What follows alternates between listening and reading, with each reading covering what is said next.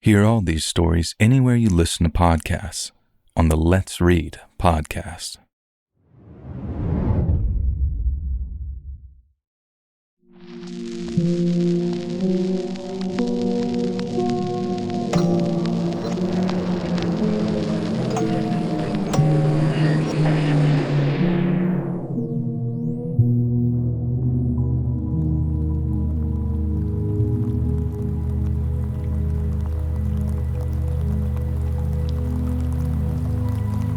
A few years ago now, my wife and I welcomed our first child into the world. We were living in a one-bedroom apartment at the time, and while that was certainly okay for a young, childless couple, we knew that we'd need more room to start a family. We started looking online and eventually found a suitable property in a pretty prominent part of our home city. But for reasons of our own personal security, that place will remain nameless for the rest of this story. The homes in this particular bit of the city were built by Celtic migrant workers almost 100 years ago now and are known as being sturdy, reliable, and affordable places to live. As you can imagine, they were incredibly popular with just about every other wannabe renter. So when me and my wife saw one of the houses there was available, we jumped at the chance to book a viewing and put a deposit down. About 6 weeks later, we were moved in, and it felt every bit the milestone that we thought it would. Our neighbors were warm and welcoming, and apart from the occasional busload of tourists, the area itself was actually nice and quiet. But then, the landlords proposed a rent hike.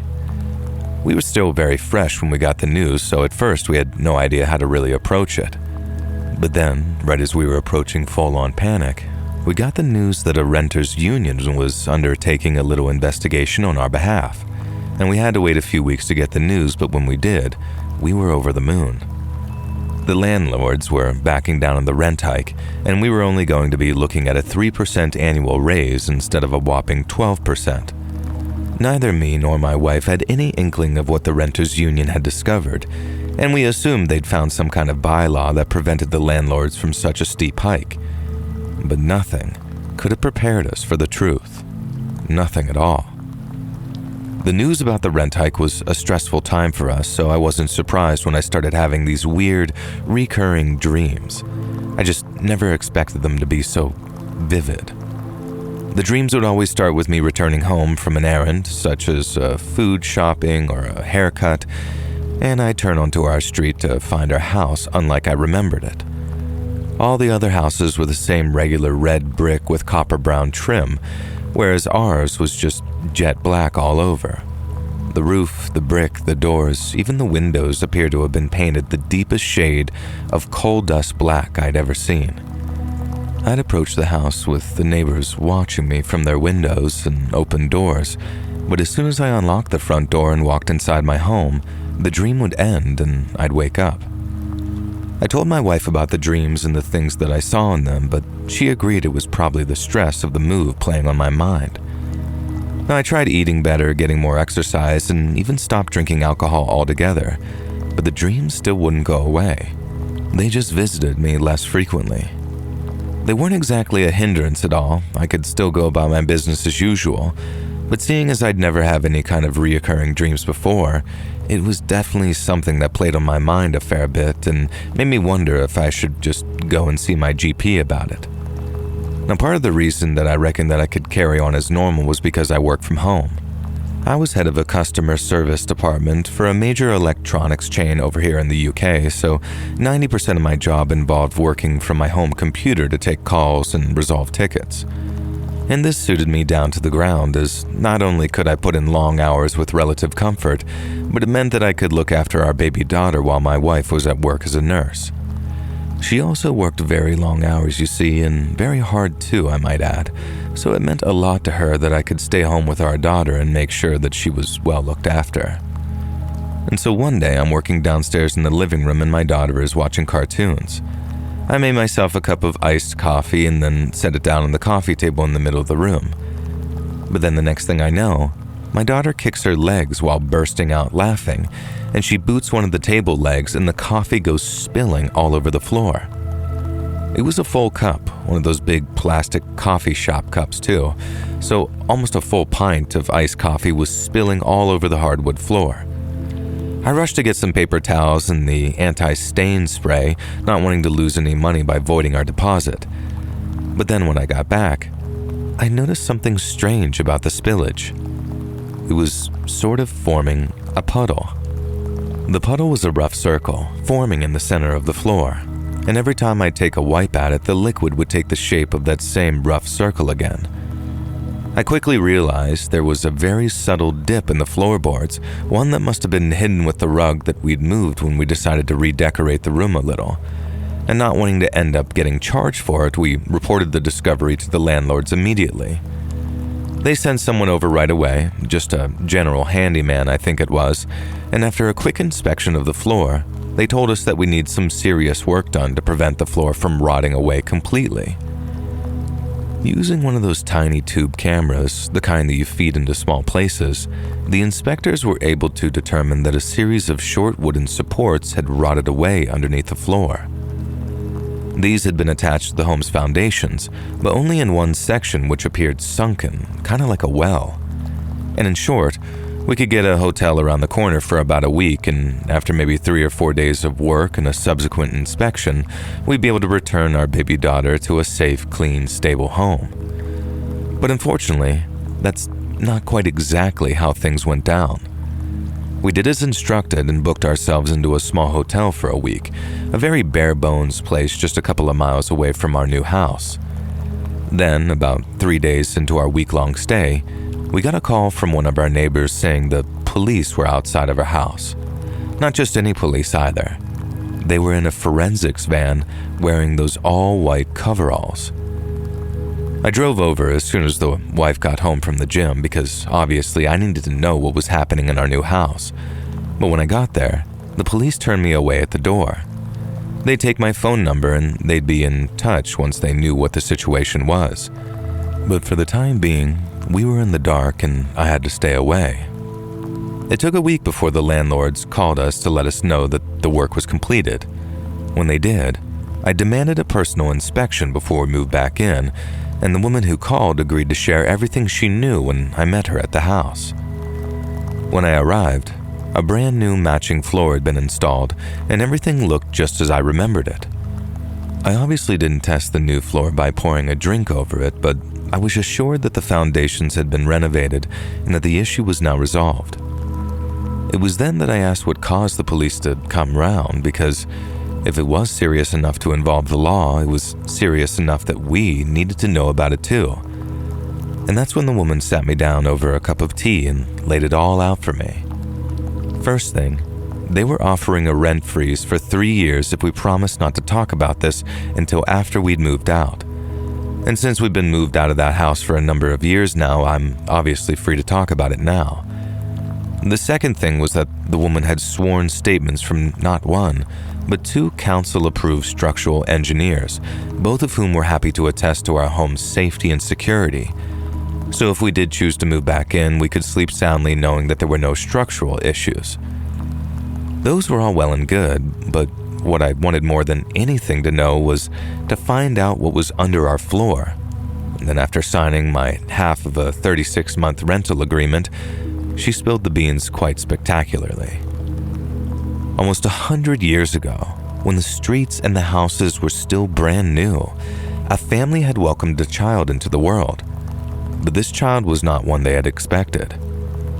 I can't remember exactly what the poor child's condition was. I'm not even sure the authorities had it entirely sussed out either. But it was clear that whatever it was as debilitating as it was severe. She couldn't walk like other children, she couldn't talk like other children, and by every estimation, she didn't act like other children either. Then as a result, she never made it into double-digit ages. It's also clear that whatever happened to the poor girl, her parents couldn't find it in themselves to take her to the local cemetery. Maybe it was just too expensive to hire an undertaker or whatever, and maybe they had a hand in her death. Either way, they evidently decided the best place for their dearly departed daughter was under the house they built with their own hands. Since there was no one left alive to question and no one left alive to charge, the police simply moved the girl's remains someplace that they could properly dispose of her. After that, they closed their investigation and allowed the renovations to recommence. Then, after a week or so later, there I was, sitting in that exact same space, talking myself back into moving back in. There was just enough time for us to back out if we really wanted to. My wife still had to sign her part of the form as the second adult occupant, but even once I'd explained the whole situation to her, she thought the same thing I did. It was too late to start the whole process of moving again. Doing it one time had been exhausting, so facing it all over again was just kind of unthinkable, even if that did mean staying in a house where the 100-year-old corpse of a severely disabled girl had been recently found. Once my wife had signed her half of the paperwork, we moved back in the next day, and over the next couple of weeks, I stopped having those weird dreams where I'd find our house had turned that sort of inky shade of black. The scariest part of the recurring dream was this. I'm a grounded scientific guy, but I don't have a hard time explaining the dream. Before the renovations, when there was an illegal burial site under our house, who knows what kind of mold or spores or decay could have been drifting up from that sepulcher underneath our feet, affecting my mental state or that of my loved ones. I had dreams, similar dreams, but they were never quite the same. I'd turn onto our street after running whatever errand I'd been on, only to find our house looking the exact same as all the others. No one would be watching from their windows. No one would be peeking out from around their doors. I'd just walk inside as per usual and then wake up feeling refreshed and clear-headed. And things carried on like that for years, as if nothing had ever happened. And then one day, me and my wife decided that we wanted a little more room, and we moved into a 3-bedroom house a couple of miles away from the first. My daughter still doesn't know what they found or why we had to move out of that new house for a week, and I'm not sure she remembers any of it to begin with. Maybe I'll tell her one day, or maybe I'll show her the video you end up putting this story in if you do end up using this. Hopefully it'll make it an easier thing to handle, but I think the word hopefully is doing a lot of heavy lifting there.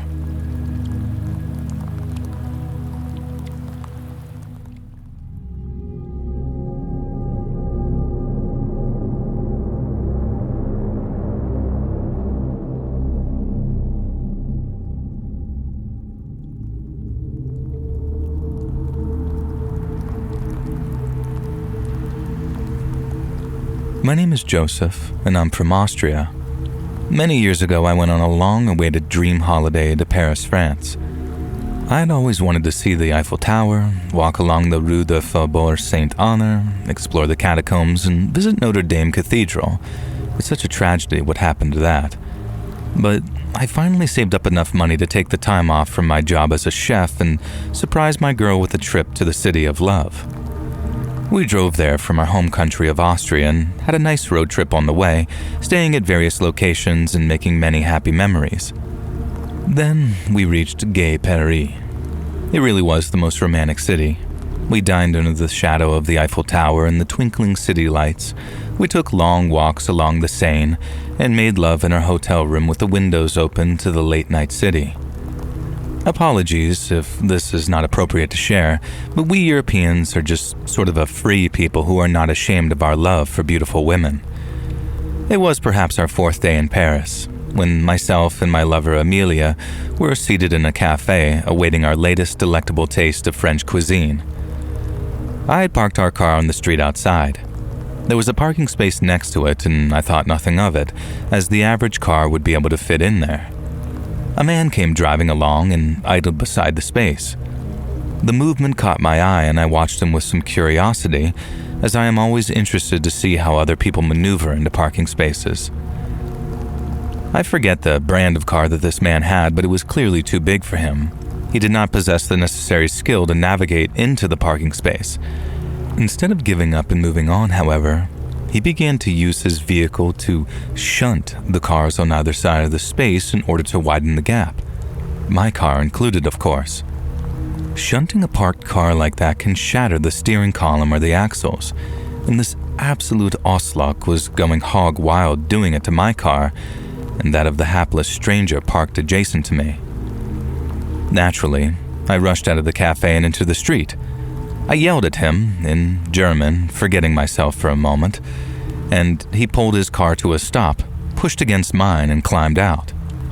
This man was a burly, dirty-looking dock worker type who fit every stereotype of the rough and vulgar Frenchman that I'd ever seen growing up. Nothing like the actual people that I'd encountered in Paris thus far, I might add. I could tell that he didn't understand a word that I was saying to him in German, but my French is pretty merda, so I tried English. I told him that he would damage my car and the neighboring car and his own car too, and to stop being a dep and go and park somewhere else if he wasn't able to fit a stupid vehicle in the space. And the man called me a filthy Spanish pig, and then told me to go back to Spain. I raised an eyebrow at him and called him a slur that I probably shouldn't have said, a very rude word in Austrian that sounds a little like foot but means something very different. And this was a big mistake because apparently he understood enough to know what I was insulting him with. And this burly man almost leaped over the hood of his car and came running towards me. He jabbed one huge finger right into my chest, almost knocking me backwards as he did so. I really hoped that Amelia would stay in the cafe and not draw attention to the fact that she was with me. Now this road rage Frenchman began to yell at me, and spit was flying from his lips. Now in English, I asked him to politely back off, but instead, he grabbed me and pushed me up against the wall. He put one fist next to my head in a clearly threatening gesture and began screaming right into my face. In that moment, I understood why they become road rage incidents, because I felt the anger burning inside me too. How dare this boorish man yell at me and get spit in my face? I was a visitor to his city. Besides, he was the one who had repeatedly shunted that car like some moronic bull. So I said this to him, trying my best to seem angry and threatening, and then shoved him backwards to get him off of me. Now this was a huge mistake. The Frenchman barely budged, and then sneered at me and started laughing. He drew his fist back, ready to clock me in the jaw. I ducked, and then he punched the granite wall behind me. Now, no sooner had he started to howl that I delivered a kick to his nether regions and ducked under his arm. Now, I probably should have kicked him harder because it did absolutely nothing to slow the enraged Frenchman driver down. He reached out to grab me, and I could see actual murder in his eyes. He was snarling and frothing like some kind of drunken animal, and I'm sure he was indeed plastered even though it was only 3 p.m. My moment of confidence was over. I bolted, running from that angry driver down the street calling for help. Paris, which had once seemed such a romantic and wonderful place, now seemed hostile and uninviting to me. Passers-by looked on with just blank dismissal as I thundered down the sidewalk, my lumbering aggressor behind me. Thankfully, I was fitter, healthier, and smarter than him. I darted through a crowd, then across a courtyard, and eventually found myself looking at the Louvre Pyramid. An art gallery and museum seemed like the perfect place to lose a man such as this, so I darted past the glass structure, ducked into a building, and quickly found a public toilet. I hid in there and called Amelia on my cell and asked her to keep an eye out for the guy. She told me she was still in the cafe and that the police had been called, and the man's car was being clamped and towed.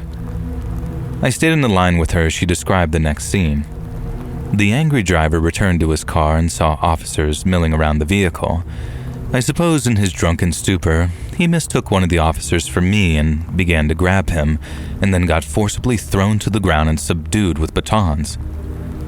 Amelia described it to me as I cowered in the bathroom, and I have never been more grateful in my life to miss out on something.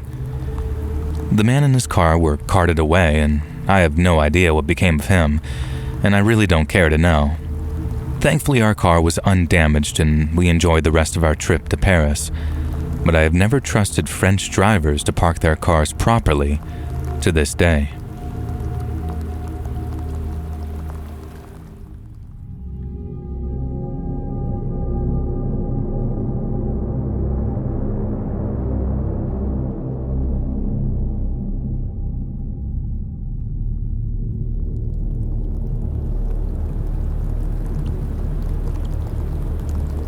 My name's Adam, and I'm from Leeds here in the UK, And a few years ago, myself and my parents and my sister moved into a new house not too far from our old one.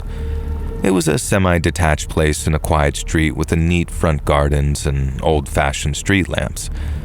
We had nice neighbors too, at least on one side anyway, who called over to introduce themselves with some cake and a cup of tea. But those were the neighbors in the houses surrounding us. The ones in the house attached to ours was very, very different. They didn't smile, they didn't wave, and they'd either ignore us if they saw us in the street or stare from their windows if they got the chance, with these very cold, unfriendly stares. Mom said to ignore them. Dad said that some people were just kind of like that, so rather than do anything silly to try and make them like us, we did our best to just ignore it and settle in and not let it bother us. Despite all that, the first couple of weeks were as normal as we could expect. I went to the same school, got used to playing football in the new garden, and helped Mom and Dad unpack boxes of garden furniture. Friends and family stopped over to check out the new house, and while they were mostly interested in the new place, they'd sometimes ask about the neighbors and what they were like. Mom used to say that they were quiet. Dad used to say that he'd met nicer people. And my parents never said anything overly bad about them, but people got the message. They weren't the friendliest of neighbors, and that was that. I sometimes used to wonder aloud why they were so unfriendly with us, but I never got an answer. Mom said that we should just leave them alone, and hopefully they just carry on leaving us alone too. But as it turned out, just living next door to them was a liability. One night I was up in my room playing a bit of FIFA when I heard these noises outside. It sounded like car doors slamming, footsteps on the path outside, and low voices. It sounded extremely suspicious, so I got up and peeked out my window to see what was going on. In the driveway of the house next door, I saw shadows moving in the dark. I couldn't see faces, just sort of hooded shapes moving around. And then seconds later, the shapes piled into a car and sped off. I told myself it was nothing, that maybe the neighbors just had some late visitors, and then I went back to playing video games. But not before leaving my window open, something I look back on as a kind of like fate at this point. I say that because maybe only a minute or two later, I started smelling something burning, and then I heard the shouts outside. I ran to the window and saw flames all over the front door of our attached neighbor. Not just inside either, outside too, with these bright orange and yellow flames making their driveway glow as smoke climbed into the air. I grabbed my phone and called 999. Then, when Dad heard me asking for the fire brigade, he came running to see what was happening. He took one look at the flames and then shouted at us to get out of the house. All of us ran outside right away, grabbing only what was essential before standing on the pavement in our socks or bare feet. It seemed like the whole neighborhood was gathered out there by then, watching from their driveways or the street outside their homes. Apparently, the neighbors that had been targeted weren't home. We knew because their car was gone. But just the thought of them being targeted like that was still deeply shocking to us. A few minutes later, the fire engines arrived and men in heavy gear jumped out before hosing down the flames. Everyone cheered when the firemen finally put out the fire, but the neighbor's house was still a mess. The firemen checked our house too to make sure that there was no danger or risk or anything. They said the fire hadn't spread to our side, but the smell of smoke still clung to everything and made it so we couldn't just kind of carry on and try to forget. We went back inside, but I couldn't get to sleep for ages thanks to the adrenaline and that grim burn smell. The next day, some police stopped by to ask questions and take statements. I don't think they'd even finished before word got around to us. The fire wasn't some accident. It was a deliberate attack, just like we'd suspected. And that was the first time that I heard the word arson, and it wouldn't be the last. The only questions left were things like, who would do something like that and for what reason? And then we heard about the other fire. Just a few nights before ours, a house on the other side of the city had burned in an almost identical arson attack, and it didn't take long before the police started to think that the two fires were somehow connected. Everyone reckoned that it must have been some kind of retaliation, and the fact that neighbors weren't home at the time made us think they probably knew that it was coming and probably knew who did it too. It probably explained why they were so standoffish with us too. If they had those kinds of beefs going with people, it was probably just their default setting to be wary and cautious of strangers. Maybe they knew they were putting ourselves at risk just by living next door to them and didn't want to get close because they knew that it'd further put us in harm's way. And the neighborhood was quiet for a while after that. As the one who saw the fire start, I couldn't help but feel jumpy at times. Every noise made me think of footsteps or car doors. Mom and Dad tried to act normal, but I saw them watching the street too, especially when the moving truck showed up and started helping the neighbors move out. In the weeks after, nothing else happened. There were no more fires, no more strange noises, and slowly but surely the neighborhood got back to normal as kids felt safe enough to play out in the street again. The neighbor's house stayed empty for a while with a for sale sign out in the front, and it stayed like that for ages as the grass grew tall in their garden. They were gone, but their house was a reminder, a dark, broken thing next to ours that took years before the estate agents found a buyer. I've never forgotten what happened and how that night could have been much, much different should that fire have spread any quicker.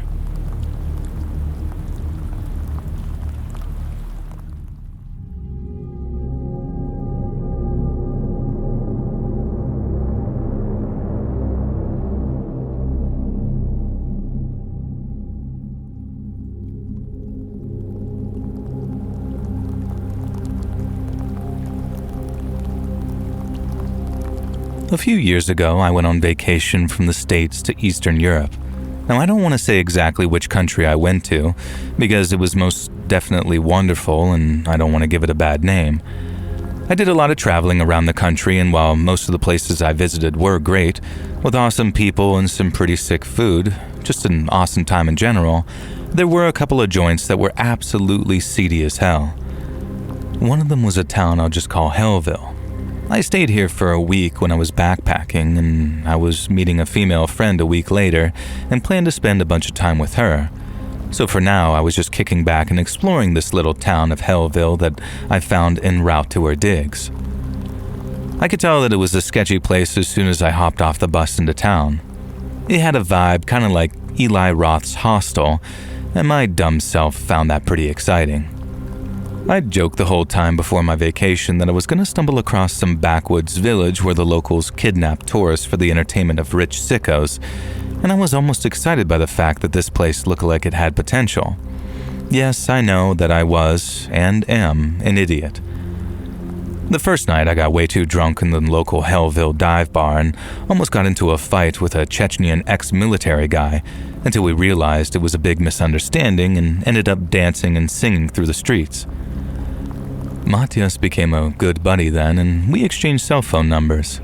He was backpacking through Europe too, and in our drunken stupor, we worked out that our routes would intersect a bunch more times, so we should look each other up.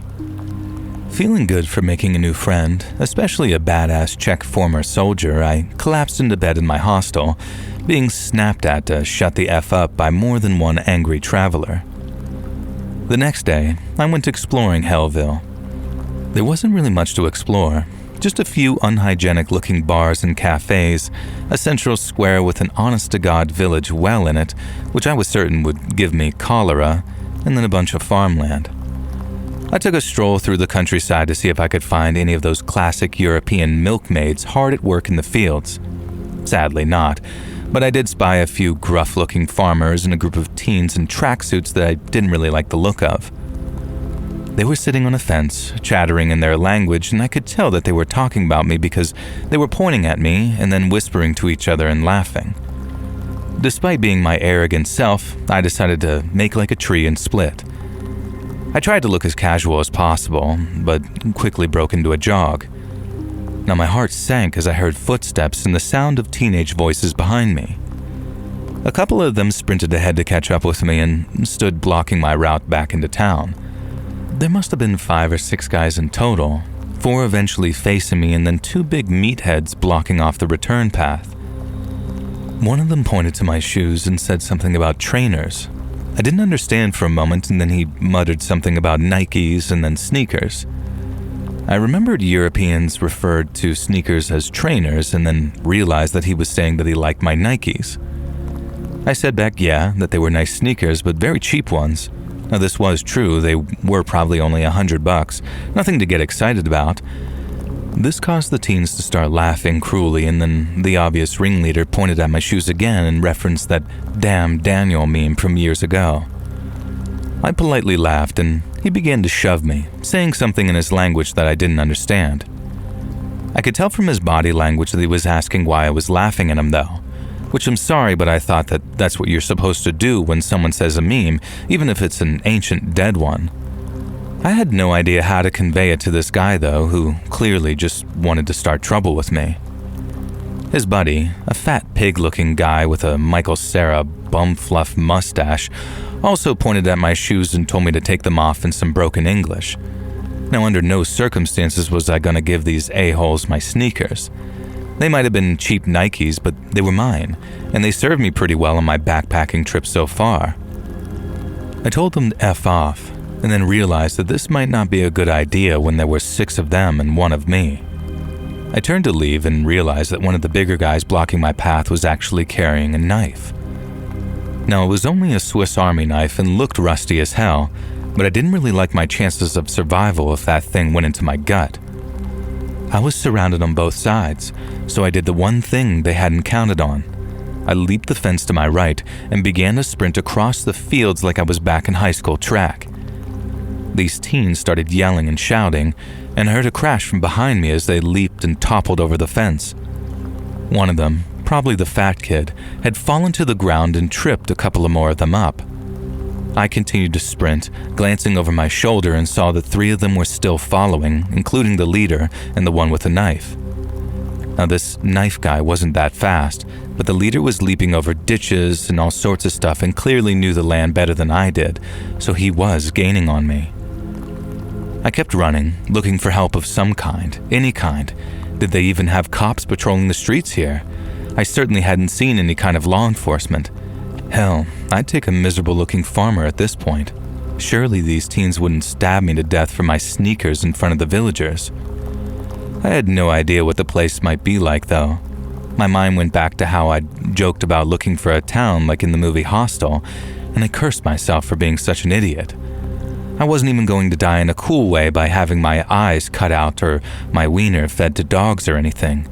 I was going to get murdered in the middle of some ass-backwards nowhere place just because these kids wanted my $100 sneakers. Hell no, I thought. I doubled my efforts and leaped across the fields, vaulting a fence or two in order to escape my pursuers. A stone whistled past my head, and then another, and I realized the teens had stopped to scoop up projectiles at some point, and I was now in serious danger of getting my skull cracked as well as a knife between my ribs probably. A voice in the back of my head told me that maybe I should just hand the sneakers over, but my ego wouldn't allow it. Instead, I managed to run to the village. The first place I thought to go was the local bar, and thank all that is holy, my ex-military pal Matthias was actually sitting at the bar, just nursing a Coca-Cola or something and chatting to the barkeep. Now, I quickly ran up to him and told him that the kids were trying to kill me. He started laughing, patted me on the back, and said that he was sure that I could look after myself. And for some reason, he thought that I meant little children were trying to kill me. And I frantically insisted that no, it was a gang of late teens, one of them had a knife, and they were also throwing rocks. And the door burst open, and the 3 pursuers came in. The bartender said something in her language that I could tell was probably derogatory, and the ringleader of these youths snapped something back. Matthias jumped to his feet, knocking a stool over, and stood towering over even the biggest of the 3 teens. In that moment, I saw F around and find out playing out in real time.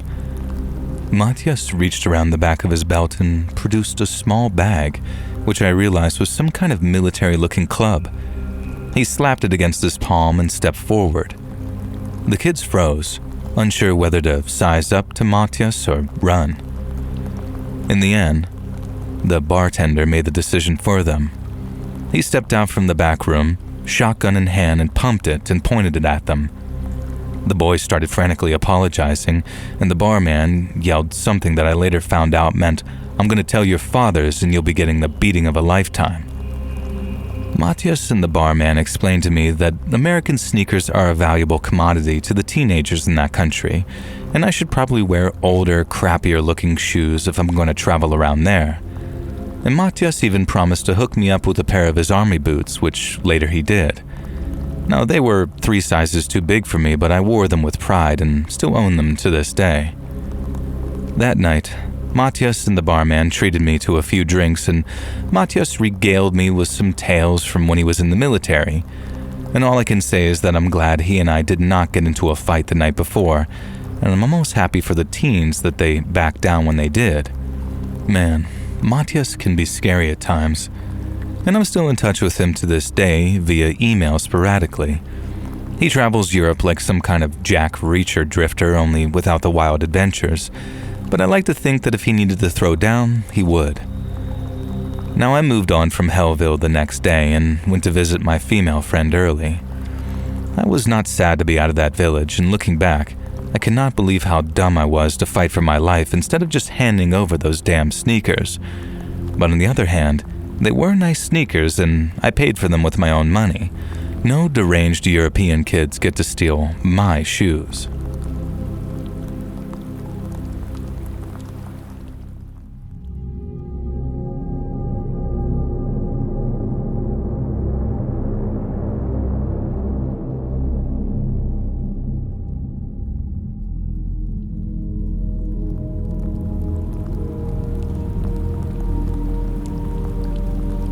My name is Terry, and this is a story from back when me and my family moved into our first real home together. So back in 1994, my wife and I and our 2 kids moved into a big house down in a quiet Texas town. The house was very old but very beautiful, with huge bay windows and a massive backyard. And the yard was maybe half the size of a football field, and it was filled with thick grass and old trees. But while my wife, Angie, and I told ourselves we'd explore every inch of it before we moved in, we had much more pressing issues at hand. And so the whole thing got put on the back burner until much later on. We loved the open space, and as long as we did the occasional snake check to make sure that there were no rattlers around, the backyard seemed like the perfect place for our 2 kids to play. And that house felt like a fresh start, a place to make memories, and for the first few weeks, nothing could have been better. But then, my 2 kids found something that changed everything for us. Sarah Jane was 10 and Jack was 8, so they were just as excited about that backyard as we were. Once we made sure that there were no unexpected hazards and we'd given most of the lawn a little trim, the kids were free to chase each other around all over the place. But then one afternoon, they came running inside looking very excited. Then, when their mom asked them what was going on, they explained how they thought that they had actually found buried treasure in the backyard. I followed them outside, curious and not worried at all, and they led me to a spot near the back of the yard where we'd had a gardener trim back the bushes. And there, half buried in the ground, was a heavy metal door. It looked old and rusted at the edges, with a thick lock holding it firmly shut. And I hadn't noticed it before. Angie and I must have missed it, and the landscaper must have thought that we knew about it already. Now, the kids begged to open it, but I told them to stay back. Jack said that it was buried treasure, left there by a pirate, and I told him whatever it was probably not any kind of treasure. Pirates keep their treasure in bank accounts these days, not underground in chests. And the door looked heavy, but after clipping off the lock with a pair of bolt cutters, I managed to pull it open, which revealed a dark staircase which led down under the ground. And the air smelled damp, cold, and rotten, no place for any kid to be. So, after making them promise not to go down without my permission, I grabbed a flashlight from the house and shone it down into that hole. And the steps were concrete, and while they looked pretty worn, they appeared very sturdy for their age. I told the kids to wait where they were, and I assured them that I'd share anything I'd found, and then went down alone. Now, just seconds later, my flashlight was lighting up a small room at the bottom. But it wasn't just a room. It looked more like a bunker. It was small, just a single room with concrete walls and a low ceiling. A metal cot sat in one corner with a thin, stained mattress lying on it. And then there was a rusty sink bolted on the wall and a toilet attached to the same wall close by. The fixtures looked very old, just like everything else, but when I walked up to the sink and turned one of the faucet knobs, water came out. Water that was both clear and cold. I figured the place had been abandoned long ago, that maybe it was some Cold War relic that had thankfully never had to serve its purpose. But I was wrong. Someone must have been living down there, and pretty recently too. A single light bulb hung from the ceiling, flickering when I pulled its chain, and that's when I saw the scratches on the walls. Deep and uneven, like someone had clawed at them with nothing but their fingernails. Suddenly freaked out by what I'd seen, I climbed back out and closed the door behind me. The kids were waiting, very wide-eyed and excited to hear what I had to say. And so you can imagine their disappointment when I told them that the bunker was entirely off limits. And they tried to argue with me at first, and I had to scare them a little to make sure that they listened by claiming that there might be monsters or even mean wild animals living down there. And that didn't feel great, having to spook my own kids, but as any parent will tell you, you sometimes gotta lay down the law if you want to keep your kids actually safe. And that night, my wife and I talked about what I'd found, and we agreed that not only should we stop the kids from ever seeing what was down in that bunker, but that we better call the cops to let them know what we'd found. The bunker was very unsettling to me. You see, to me, it wasn't just some normal place for storms or maybe even bombs. It might have been built for that, and it might have also served that purpose at one time. But when I saw it, it was almost like a makeshift prison cell. The scratches, the cot, the working plumbing, I felt like they told a story that I didn't want to know.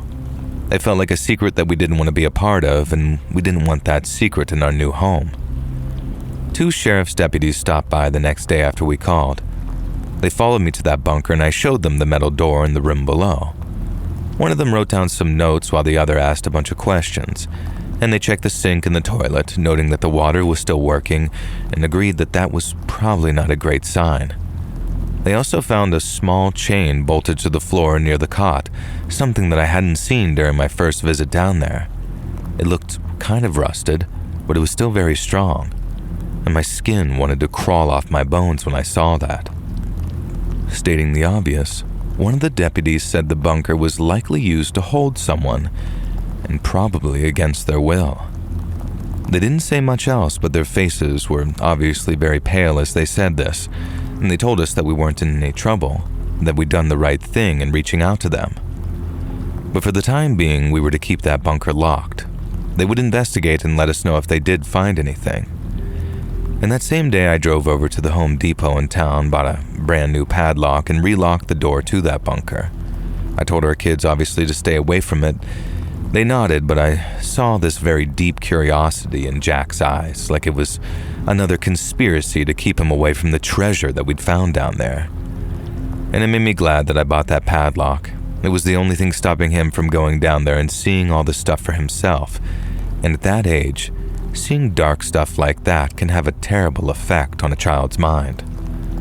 The house felt different because the yard didn't feel safe anymore, and I tried to forget it and move on, but every time I was out there in the yard, my mind went to that bunker and all those scratches on the wall.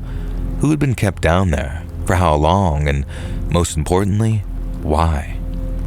The cops called us back a few days later, but they didn't have the answers we needed.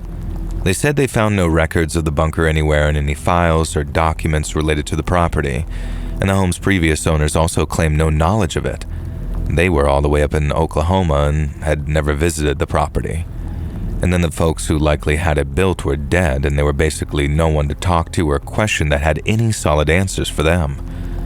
And as a result, the sheriff's department couldn't say who built it or when. And they also found no evidence of a crime, so even if there were folks around to arrest, there was really nothing to charge them with. They told us to keep it locked for safety reasons, and that naturally, we had the right to concrete it over if we wanted to, maybe to grow a lawn over it, anything we wanted. And I remember thanking them for the time, but also thinking that it was all just kind of pointless. The bunker stayed sealed, like a very dark secret that we kept buried in our backyard. I checked the padlock every week, making sure that it was staying, and I didn't want anyone or anything getting in there, least of all one of our kids. And years had passed by and the kids started to grow up and the bunker stayed off limits, but I knew that they probably still thought about it, especially our son. Sometimes I saw him glance at the bushes that we grew in the backyard, right over where the door was hidden. He didn't talk about it often, but it was always there, almost like a black mark that we couldn't ever wash clean. Angie and I tried to make life as normal as possible for Jack and Sarah Jane. We had backyard barbecues, played some football, and succeeded in filling in the house with joy and laughter and some happy memories. But that bunker was always in the back of our minds, and how could it not be when it was just right under our feet? And as the years passed, Sarah Jane and Jack moved out. Sarah Jane went to college, while Jack got a job in another city, and the house felt empty without them. But I was glad that they were finally away from that thing. Angie and I stayed there, but the house felt a bit too big now, and anytime I was out in the backyard, I just avoided that corner where the bushes hid the door. One night, I woke up at maybe 1 a.m. to take a bathroom trip.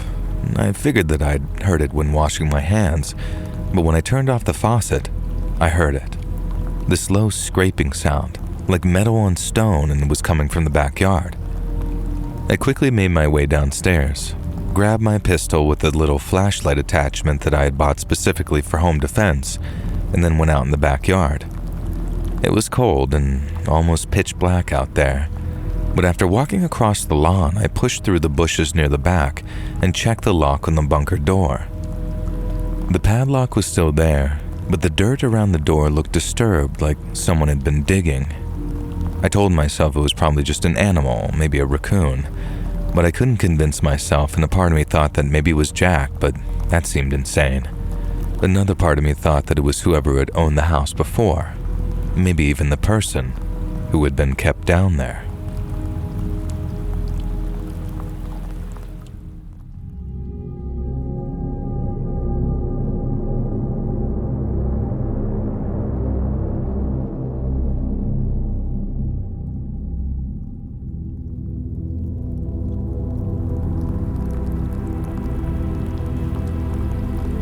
Firstly, I want to begin this story by saying that I do think Egypt is a lovely country.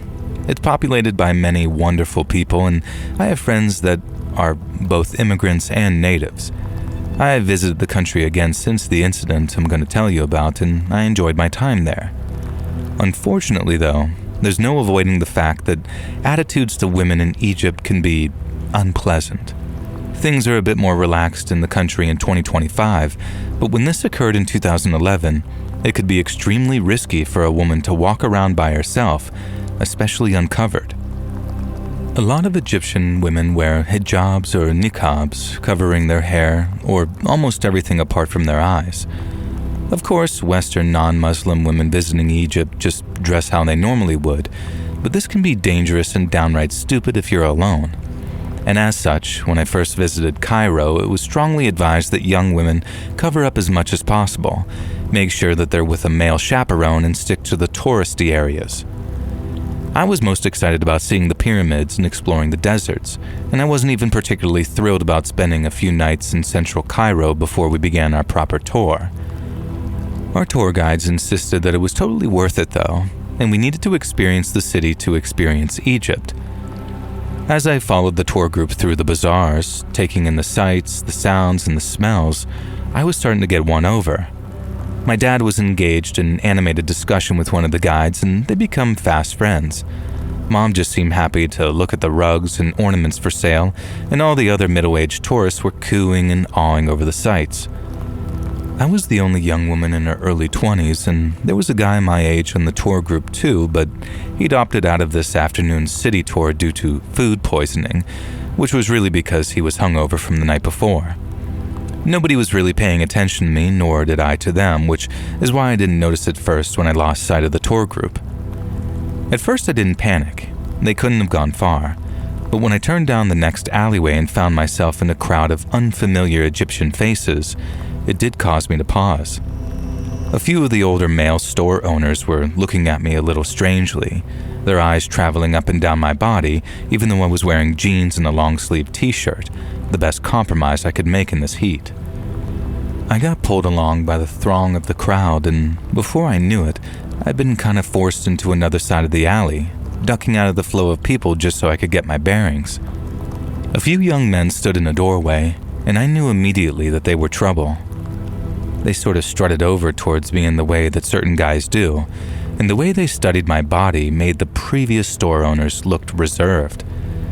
They looked at me with a barely disguised hunger, and I swear to God, one of them even licked his lips. They started talking to each other in Arabic, and I couldn't understand what most of them had said, but recognized the word for cattle or cow and girl. One of them said something that caused the others to hoot and clap his buddy on the shoulders. I quickly apologized for disturbing them, which was a mistake. I shouldn't have acknowledged them or made eye contact.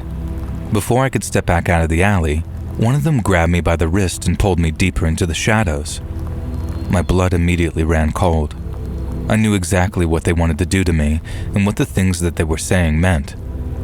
One of them pinned my arms behind my back, while another one started to lift my t-shirt, running his fingers over my stomach. I felt sick and knew that this was it. If I didn't do something now, then this was going to be an event that would define the rest of my life, whether I wanted it to or not. I drew on all my self-defense training and slammed my body back into the guy holding my hands. He hit the wall with a thud, letting go of my wrists. Using the momentum, I kicked forwards at the guy who had been touching me, slamming his head backwards against the first guy's nose as I did so. I heard a crunch and a scream, and quickly pulled free as two of the guys howled in pain. The third guy had been watching, but he was the one that started to chase. I had no idea where I was running to or how I could find safety.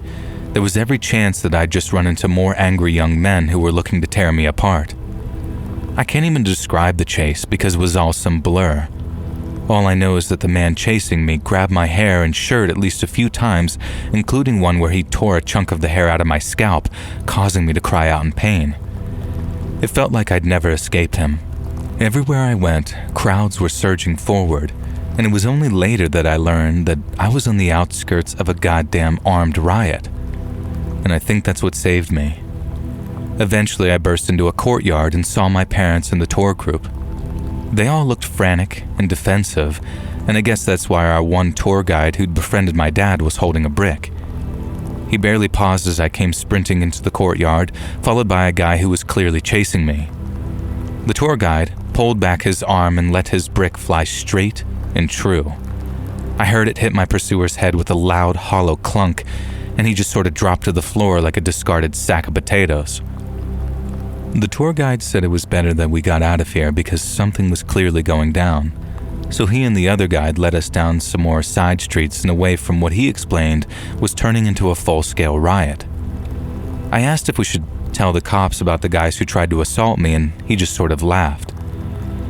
We made it back to the hotel, which was gated and had armed guards. The next day, it was time for the tour group to move on anyway, and we spent the rest of the vacation at a luxury resort near the pyramids, where we lounged by the pool, relaxed, and went on various day trips to ancient historic sites of interest.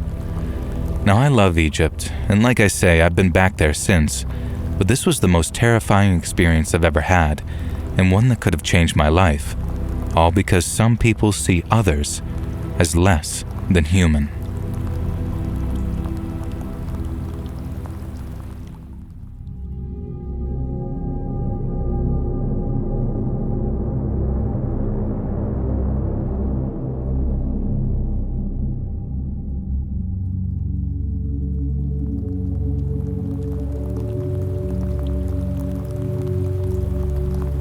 Many years ago now, when our son was barely out of diapers, me and my kid's mom moved into a real nice duplex out in the suburbs.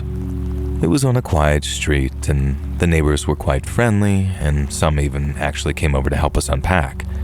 Now, the guy in the home next door didn't show up, but when we heard that he was some elderly widower who didn't get around so easily anymore, we obviously gave him an instant pass.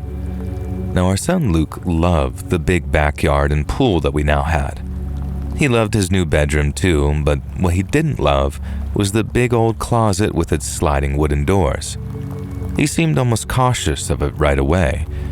But then a few nights after we settled in, Luke started acting very strange about his new closet. At first, he said that he wanted to keep it open, so he could see that there were no monsters in there. But then later, he said that he wanted to sleep with it closed because someone was inside the closet and they would watch him whenever we left him alone. I thought that it was just the new house making him nervous, and that his big old imagination was just getting the better of him. And so that night, to help him feel safe, I started what became a regular bedtime routine. Every night I checked his closet for monsters, I opened the doors, rustled his clothes a little, and showed him how aside from them, it was completely empty. I'd then shut the closet, tuck him into bed, and then maybe sit in the chair and read him a bedtime story until he fell asleep. It worked for him, and he slept like the dead from then on. But for me, that feeling of unease never entirely went away. Something about Luke's fear stuck in my mind, how sort of primal and authentic it actually seemed. His mom said it was probably nothing, just a father worrying too much about his over-imaginative son. But still, I kept checking the closet every night during our little routine, which I increasingly realized wasn't for him anymore, it was for me. Now, a little time went by, maybe 2 or 3 months, and I decided to give Luke's room a deep clean. The house was old, the kind of place where dust settled just about everywhere, so I vacuumed the carpet, wiped all the windows down, and cleaned under his bed too. And then once I was done, I moved to the closet. As I swept the floor, I noticed something against the back wall. It was a little pile of sawdust, maybe an inch or 2 tall, piled near the back wall. Since I didn't remember seeing sawdust when we moved in, I pushed Luke's clothes aside and looked closer. And then, in that dim light, I saw it, clear as day. A small hole in the wall near the floor, about the size of a coin. There wasn't any light coming through at the time, but it was there all right. I remember my heart rate going into overdrive as these dual feelings of disgust and anger rose up inside me. The hole looked like it went straight through, so I grabbed a flashlight and shined it inside. And that's how I figured out that there was some kind of cover on the other side, something to hide it when it wasn't in use. But I knew someone could see through it if they removed the cover. The wall was shared with the neighbor's house, that elderly widower who lived on the other side of that duplex. I thought about them moving away the paper or card or whatever it was and watching my boy as he slept. And my hands shook as I thought about that. My son hadn't been imagining things. Someone really had been watching him. And so I sat back, staring at that hole. My head was pounding as 1,000 different thoughts raced around in my mind all at once. We never saw that widower much. He was mostly just sort of shadows moving behind curtains. But the thought of him watching my son made me feel sick to my stomach. But not just sick, angry too. I wanted to scream, to run next door and demand answers before taking some well-deserved retribution. But I stopped myself. I knew how it would end. If I confronted him, I wouldn't stay calm and I'd end up in jail for sure. I could feel the anger building, the kind that didn't stop. I'd hurt someone, or worse, for Luke's sake. I couldn't let that happen. I decided that I didn't want that guy to know that I knew, if that made any sense. I wanted to try and actually catch him doing something, maybe on camera, so I had actual evidence of the crime. I went to the garage, found some wood filler and a putty knife, and then worked fast to fill it in and cover it over. I then checked the wall for other holes, and when I didn't find any, I moved Luke's clothes back and swept away the sawdust. The closet looked normal again, but I didn't feel any better. What kind of person drills a hole to watch a child, and how the hell was I going to catch him in the act? My hands clenched into angry fists every time I thought about it, and I only stopped feeling murderously angry after I spoke to Luke's mom about it. And that night, I checked his closet like I always did. My son didn't know about the hole, and there was no way in hell that I was about to tell him on an account of not wanting to scare him. So I tucked him in, turned off the light, and watched him fall asleep as usual. But unlike him, I couldn't relax. Even though the hole was gone, I kept imagining the widower's eyes on the other side of the wall. I imagined him kneeling down and moving away the cover and cursing as he realized someone had gotten wise to his plan. A part of me thought that I'd have him backing off for a while, but I also knew that if he did it once, he was probably going to do it again. I started checking the closet more, during the day too. I'd slid the doors open and stare at the wall, waiting for something to happen or to hear something moving on the other side, but I never saw or heard anything. And the stress of it started to affect my sleep. I started locking the windows and back door every night, and something I never did before. I told myself it was to keep my son safe, but the truth is, I was scared too. Luke's mom felt the same way. She was furious, but she also knew that it was better not to escalate, as any sort of confrontation might go very wrong and very fast. If this guy was willing to drill a hole in the wall to spy on our kid, what else was he willing to do? I never felt the same in that house afterwards, and I never felt the same about that supposedly sweet old widower either. I wanted to catch him doing something, anything to prove what I knew. I paid to have some security cameras installed, which were super expensive compared to those Ring doorbells you can buy these days, and I thought that it'd be worth the investment, but the guy next door never did anything on any cameras. His house stayed dark with his curtains always closed. I thought about calling the police purely just to warn them that I thought our neighbor was a creep. But not only had I removed what little evidence I had, I also wasn't sure how to phrase things to avoid sounding like some paranoid a-hole bullying his elderly neighbor. I felt like an idiot, and I still do actually, but I kept quiet.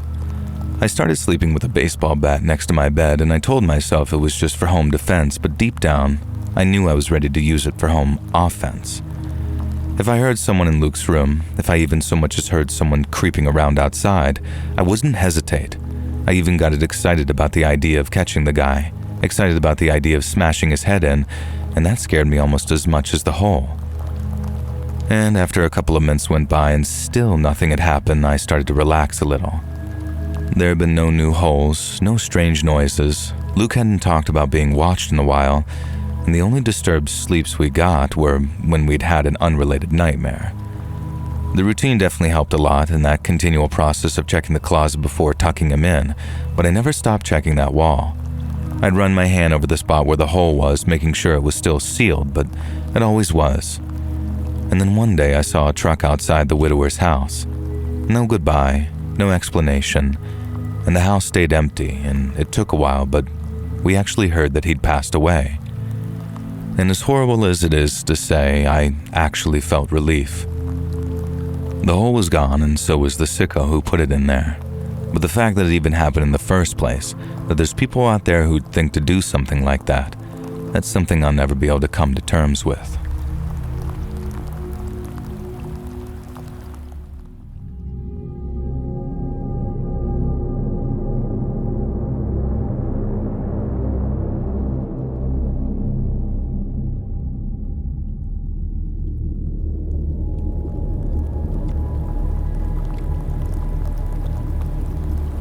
This is a story I tell my buds for a laugh sometimes, but I only laugh about it because otherwise you'd bloody cry, you know?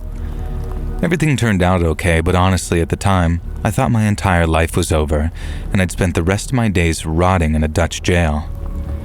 So it all started because me and a mate, Milo, got really into mopeds. We both got mopeds while we were still in school. While the rest of our friends were learning to drive cars, we smugly declared that our little scooters were the most cost-effective, sensible option, and anyone who pissed all their money into the tank of a 4-seater gas guzzler was a right chump. After school, we graduated from just having our CBT, a learner's permit for mopeds, to actually passing our motorcycle tests. We were living large, riding our mopeds around town like a lame British Macklemore, that song he did about mopeds, Downtown, which was unironically our theme song if you want to picture exactly the kind of insufferable twats that we were back then. Now one day, Milo excitedly showed me a video that he'd found online, advertising a group moped trip from Poland to the Netherlands. I didn't quite understand the deal at first, but as I watched the video, it seemed like we'd go on a cross-continent moped tour with the group as part of a documentary they were filming. Not only would we get to embark on the trip of a lifetime, but it would cost us almost nothing. As long as we could get ourselves there, we'd be provided with room, board, and moped rental every step of the way. I was a bit sad to have to leave my beloved Vespa behind in the UK, but as for the rest, you could not sniff at that at all. Milo was incredibly enthusiastic about it too, and looking back, I didn't really have the time to pause and wonder if there was some kind of catch. And by the time my girlfriend Jane suggested it seemed too good to be true, I was already fully on board and committed to the idea, so I didn't really want to find any excuses to back out of the trip.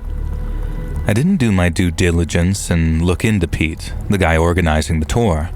Milo said that he had though, and everything was totally on level, so hey, why wouldn't I believe my childhood best friend? We flew to Poland a couple of months later, and honestly I'd be lying if I said that the trip wasn't great. It was our first time going on a foreign holiday and we really relished it. The moped journey from Poland to the Netherlands was great fun, even if it took some getting used to riding a different machine, and me, Milo, and the 3 other guys and Pete all got on really well. After some days of fun, frolics, and breakneck moped driving, we pulled into the parking lot of the hotel we were going to be staying at in the Netherlands. Immediately, it was very obvious that this was a brothel, and I shot Milo a look. This is not what we'd agreed upon. Jane would certainly not be okay with me staying in a damn brothel. Luckily for Jane, she wouldn't have to worry about it. We parked up our mopeds outside, climbed off, and then suddenly, floodlights slammed on in the darkness, and loud voices were yelling. I didn't understand what was being said, but as a group of armed cops stormed into view, I understood the premise. Get down on the ground with your hands above your head. I complied, but I was almost laughing. This had to be some kind of misunderstanding. There was no reason why I should be getting arrested by armed cops. My confidence remained as they forced open the seats of our mopeds and threw our stuff to the ground. Some changes of clothes I'd stashed under the seat, nothing of note. One of the officers yanked the backpack off my back and emptied the contents onto the ground. I watched in dawning horror as an armed cop snatched up my passport and pocketed it. Then another cop began slicing open the seats of the mopeds. That's when my confidence really dissipated. I stared open-mouthed as they pulled 2 duct tape packages out of the seat cushioning that I'd spent the last few days sitting on. I didn't have to ask to know what I'd been sitting on, though. Struggling to look around at Milo, who was being nailed on by a cop, the look on his face caused my heart to completely sink. The absolute imbecile was not at all surprised to see the drugs. My best friend had implicated me in a freaking cocaine smuggling operation without my knowledge. No wonder it had been too good to be true. No wonder Pete was such a nice guy. I'd known Milo had a few dodgy contacts and dabbled in very light dealing back at home, but I had no idea he'd done anything like this. Protesting my innocence did not help, though, as I was dragged into a waiting paddy wagon and then booked and processed in a Dutch jail and thrown into a single cell where I had nothing to do but sit, fret, and poop myself in fear. Not literally. I'd never even been in trouble with the law before, and the idea that I could genuinely be going to prison, that I had actually committed a serious crime, even unwittingly. The next few days were a blur of terror and anxiety. I could not make an international call to let Jane know what was going on. I could not get a hold of Milo and wring that idiot's neck while demanding he explain things. All I could do was talk to a couple of Dutch cops who barely spoke English, but knew just enough to tell me that I was in a whole heap of trouble. In the end, it was Pete who proved to be my savior, even if he was the ringleader and the guy to blame in the first place. Milo clammed up, refusing to say anything in my defense, but in the end Pete spilled everything and cut some kind of deal where he ratted out his suppliers. Part of the deal involved telling them that myself and 2 of the 3 other guys were just clueless patsies, brought along to drive the extra mopeds. Only Pete, Milo, and a 3rd guy, Jacob, were actually part of the drug smuggling. The day that a guy from the UK embassy came to visit me in my cell and told me I was going home, I genuinely fell to my knees and wept. I went home and hugged my mom and dad and had a bang-up Sunday roast. My homecoming to Jane wasn't quite so grand, though. I don't think she ever quite believed me that I wasn't involved in the criminal enterprise, and honestly that really hurt. I'd never done anything to make her distrust me, and after 6 months of constant jibes and jokes about my complicity, I couldn't stand it anymore, and we actually ended up breaking up. Even though the Dutch law accepted that I had no knowledge of the drug smuggling, I was still deported and banned from entering the Netherlands for 10 years. That time's just up about now, and not sure why I'd ever want to go back though, unless for some reason I wanted to visit Milo, who's still serving 2 more years on his sentence. I have no sympathy for that idiot. Even after Pete spilled the beans, Milo pleaded not guilty and got a much longer sentence because of it. It's like the American Wesley Snipes said, "Some mother lovers always trying to drive a moped up a hill."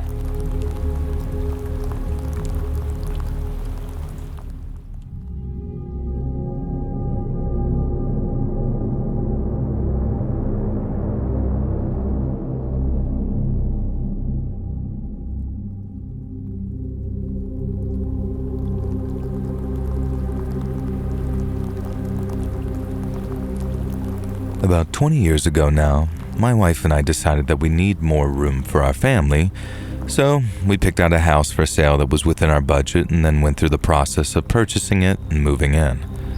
Now to us, the house was perfect for ourselves and our 2 kids, named Lily and Max. They loved their new bedrooms, they loved the backyard and its outdoor pool, and it was actually western facing too, so we could sit out there and enjoy the sunset every night. And the neighborhood was quiet, with friendly people who waved if they passed while I was mowing the front lawn. And it felt like our own little slice of paradise, a place where nothing bad could really happen. We were happy, and I thought that we'd found our forever home. Now weeks and weeks went by and everything stayed great. The kids played in the yard while my wife got accustomed to the new kitchen, and I was as happy as all heck with the size of the new garage. We felt very safe, like pretty much nothing could touch us.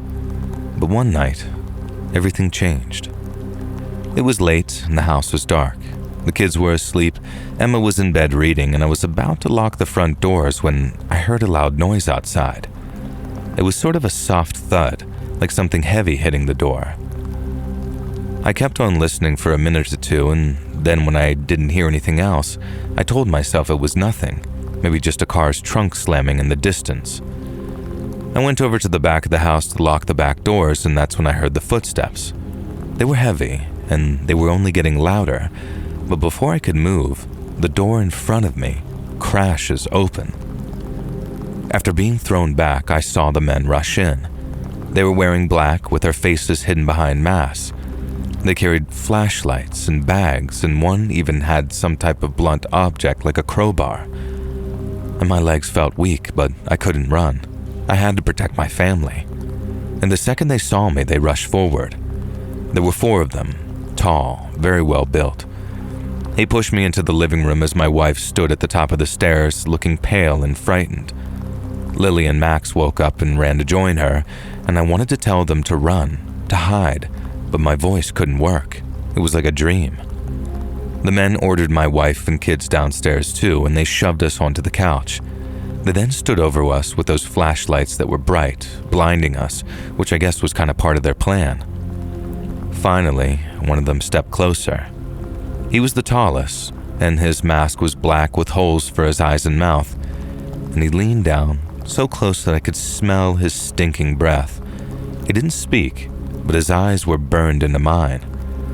Another man, shorter with a red mask, started pacing back and forth. He kicked over some lamp and it shattered on the floor. The sound started to make Lily cry and Emma pulled her closer. The tall one grabbed my shirt and pulled me to my feet. His flashlight was shining in my face and I squinted trying to see. The others circled us. They were like wolves circling prey. The men wanted something specific, but I didn't have much, only enough to start our new life. But that didn't seem to deter them. They carried on, searching, tearing through drawers and shelves, throwing books and dishes to the floor. One of them, with a kind of greenish mask, found a picture of us at the beach. He stared at it, and then at me. His head was tilted, like he was confused. The tall one grabbed my arm again, harder this time. He shook me and I stumbled. Emma screamed, and Max clung to her, his face buried in her side. I wanted to fight to push them away, but there were too many and they were too strong. The tall one dragged me to the kitchen. He threw me against the counter, and pain shot through my ribs as I slammed into it. The others brought Emma and the kids, forcing them to sit on the floor. Lily was sobbing now, and Max's eyes were huge, like he didn't understand what was happening. I didn't either, but I had to try and stay strong for them, no matter how hard that was. The men started ripping open cabinets, pulling out pots and pans. They weren't looking for food or money. They were looking for something else, something we didn't have, but they seemed damn sure that it was there. I remember how the short one in the greenish mask suddenly stopped and pulled one of our kitchen knives from the block that held it. Emma gasped and I felt sick. The knife was long and sharp, and as he held it close to her face, my hands shook and my legs were feeling like jelly. The tall one grabbed me again, his fingers digging into my arm. He leaned close and his mask was brushing my cheek, and I could hear his breathing, very fast and heavy. They wanted something that was hidden, but they didn't say what, and I didn't know what they meant. We had no gold, no jewels, no valuable secrets hidden anywhere. That was a brand new home, our new start. All the money we had in the world was in its foundations, not in the walls or the closets. I tried to think, to remember if we found anything strange in that house, but nothing could come to mind. Just boxes and paint cans and old furniture from the last owners. I told the men that much, but they didn't believe a word of what I'd said. The one with the knife stepped closer to Emma and my world started to go dark. I couldn't breathe. I couldn't let them hurt her or the kids. The man in the green mask stopped again. He was looking at the picture, then at us. He grabbed the tall one's arm and pointed at me. They stepped back, their heads close together. I couldn't hear them, but they were arguing in whispers before one of them suddenly said, "Shut this up! It's not here!" The tall one shook his head, but the green masked man kept pointing. He picked up another picture, one of us moving in, and stared at it. His shoulders were slumped and he dropped the picture.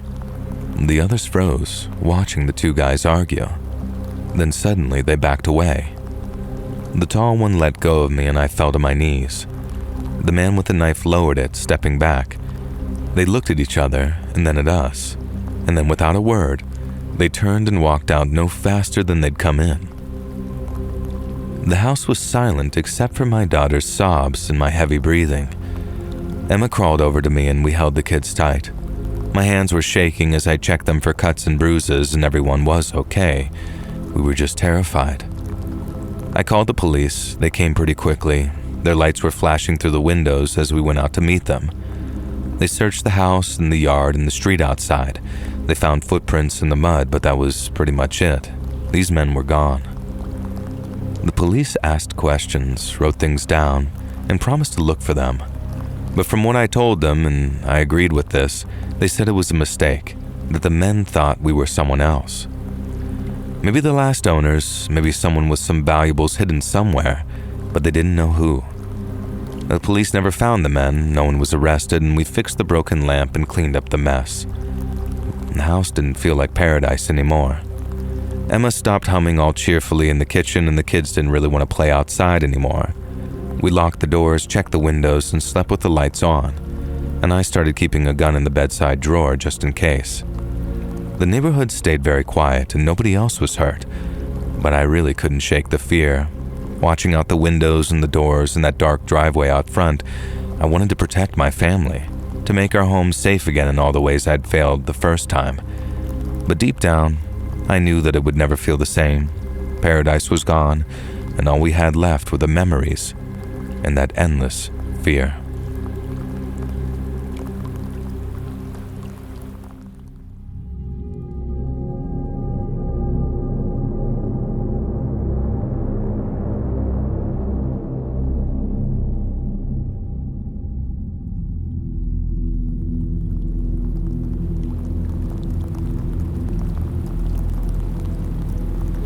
Me and my missus are writing to you today to tell you about an absolutely messed up trip to the United Kingdom that we took a few years ago.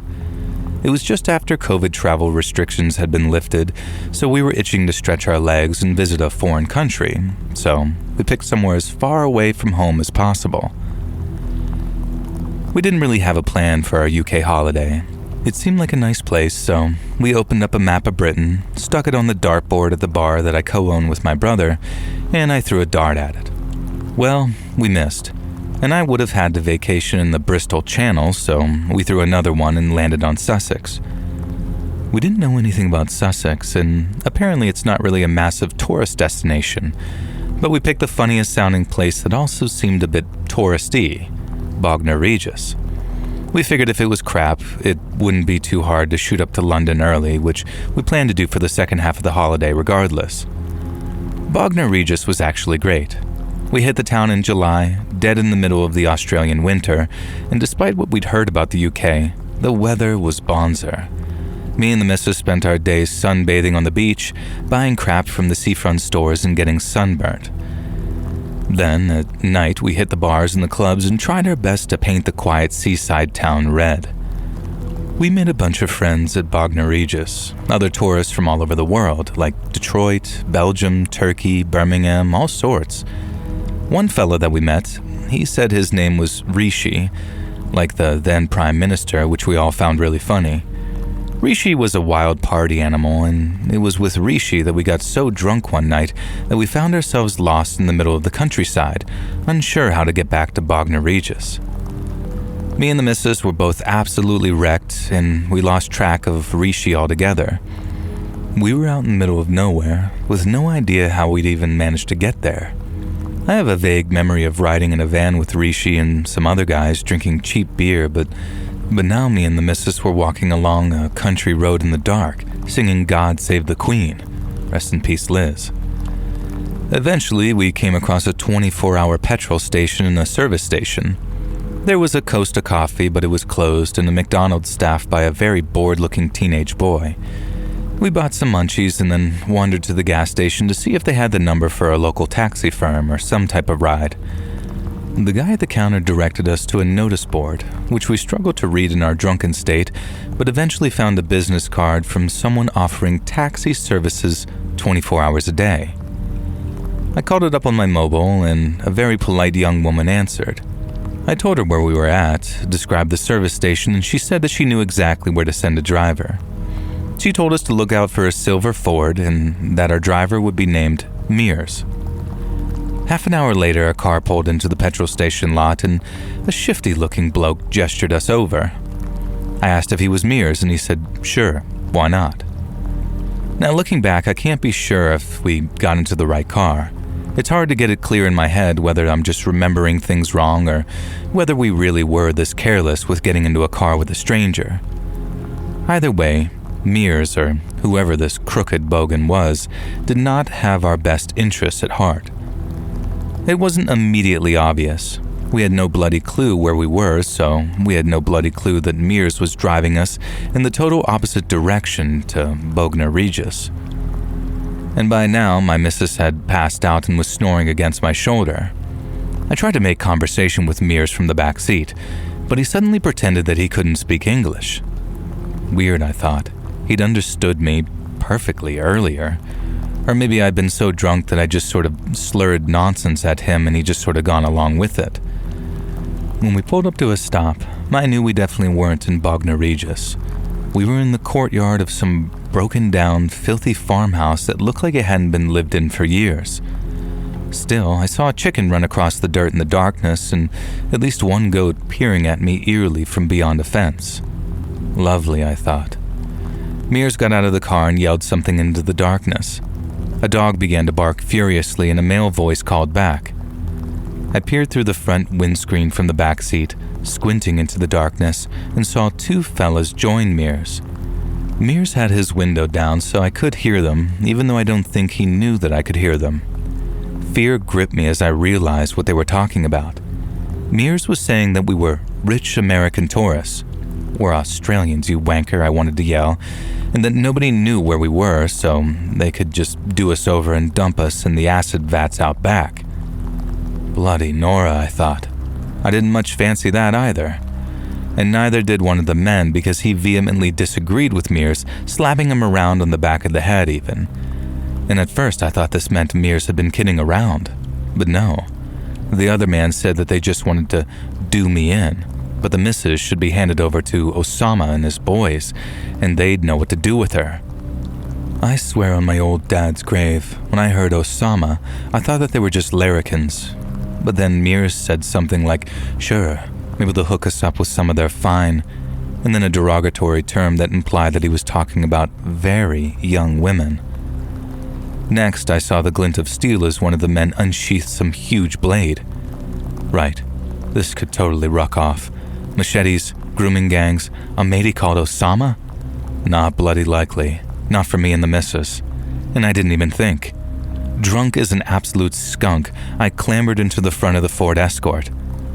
The Lord God above must have been looking out for me that night because Mears the moron had left his freaking keys in the ignition. For a second, I thought I was going to have a classic horror movie moment where the engine wouldn't take over and the car wouldn't start. But nah, luck was on my side. I gunned the engine and drove straight forward, even clipping Mears in the leg as he dived out of the way. Somehow, despite being a terrible driver even when sober, I managed to pull off a perfect U-turn and then send the car squealing, crashing out of the gate of the farmyard and onto the darkened country roads. I pushed that battered old Ford Escort to its absolute peak, breaking the speed limit for a good 20 minutes, hoping and praying that I'd encountered the law so they could pull me over and I could tell them everything. Eventually, I remembered the missus in the back. The lucky bird had slept through the entire thing and only now just started stirring, muttering and asking where we were and then telling me to slow down. Eventually, we found our way to a little village which had a 24-hour Tesco. Both our phones had run out of battery at some point in the night, so we went inside, and I told the poor old dear on the checkout that we'd almost been kidnapped by a grooming gang and could we possibly borrow the phone. I'd sobered up quite a bit by now, and I imagined I was still a total mess, and the missus was still rat-arsed. Now, long story short, the cops came, they searched some farmhouses in the area that could match the description I gave, but they didn't find anyone. And the car that we'd acquired had stolen plates and had been reported stolen a few years before. The cops impounded it, and for all I know, it's still in some impound lot today. The name Mears was apparently the name of a local taxi driver and had not been the guy whose car we'd gotten into. They were able to verify that the real Mears showed up at the petrol station shortly after we got into the wrong Ford. The cops did confirm one chilling fact, though. Osama was the first name of a suspect in a grooming gang case in the area. Unfortunately, our testimony didn't really help anything with that case, but I hope to God they got him. Me and the missus got off pretty lightly, all told. I still have friends who to this day insist that I got so drunk I imagined this whole thing, but I have copies of the police reports as a souvenir from our time in Bognor Regis to prove it. And I can only wish total ill will upon the men who intended to kill us, especially fake Mears. I hope it hurt when I hit you with your own car, and if you ever come to Australia, I'll happily feed you to a kangaroo, you tosser.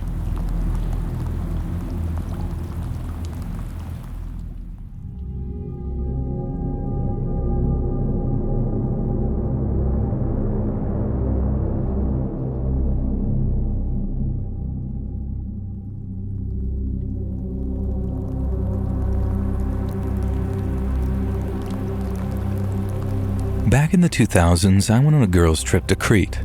For the most part, it was absolutely awesome, especially for a history nerd like me. I loved exploring all the ruins, taking in the local history, and hanging out on the beach.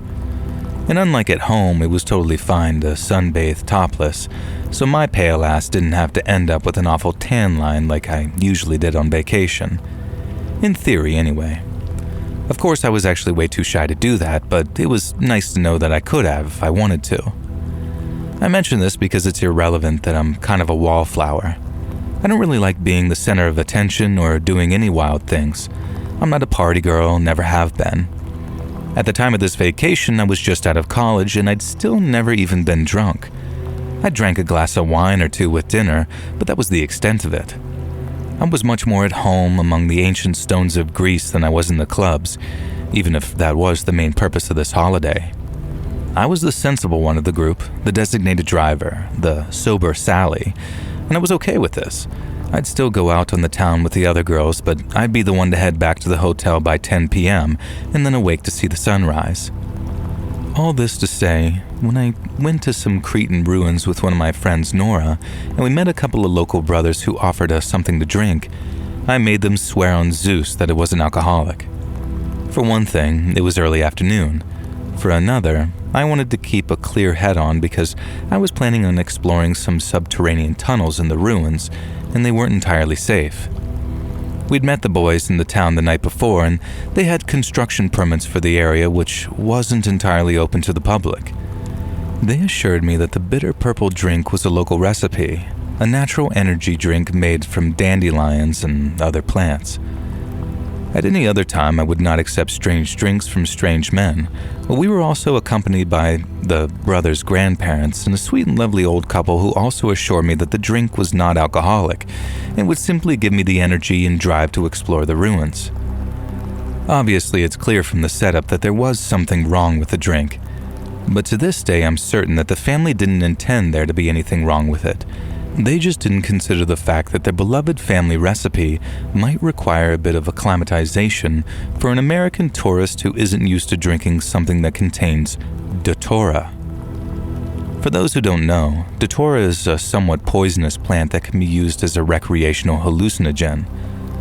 Later, the family told me that they only used a pinch of datura in their drink to give it a kick, but I barely even drank wine, let alone hallucinogens or poison. On top of that, I was unknowingly suffering from mild sunstroke. I'd spent all morning in the sun at the ruins, and I'd mostly only been drinking this bitter dandelion and datura juice, so I was sunstruck and absolutely dehydrated. All of this was a recipe for disaster when I went down into the tunnels under the ruins, armed only with a flashlight, and decided that I could absolutely manage it alone. It didn't take long for me to start panicking. It was cooler underground, but there were strange sounds. Soon I'd lost sight of any natural sunlight and only had my flashlight to guide me. I started sensing something was wrong soon after that. Whirls and chips in the rock began to form words and pictures in the darkness. I paused for 5 entire minutes, reading some ancient writing on the wall that suddenly turned back into meaningless rock texture. And next, I was certain that I could feel hot animal breath on my neck. I spun around and, of course, nothing was there. Somehow, I got it into my mind that the ghost of a minotaur was down here with me, an invisible minotaur ghost, and I began to run down the corridors, as if that would somehow help if it was in fact a ghost. I ended up just getting myself more lost and then heard scraping and the skittering of small stones. I shone my flashlight down the corridor, and a small minotaur with a hairy face was standing there. At least, that's what I saw him as in my sunstroke-addled datura-brained state. The minotaur began to advance towards me, snorting and growling at me. A voice in the back of my mind was telling me that I was hallucinating.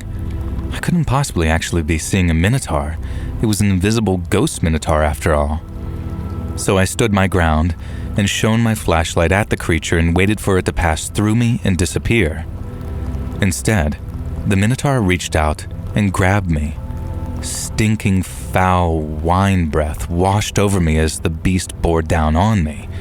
And for some reason, the minotaur wore a filthy fisherman's coat and fishing pants too, and he had gumboots on and a beard and a knitted cap and was also an old man. Yeah, this wasn't a minotaur.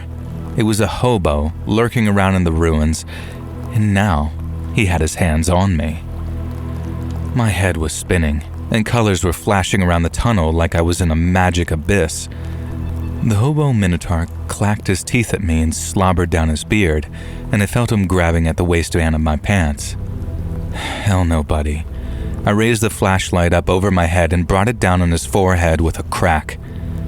This caused this hobo minotaur to howl in enraged pain and let go of me, but it also caused the flashlight's beam to weaken quite considerably. I shoved the hobo roughly against a wall and ran past him, trying to follow the route that I was sure that I'd taken.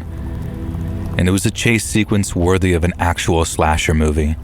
not least because the hobo managed to grab me a couple of times and tear my shirt a bit.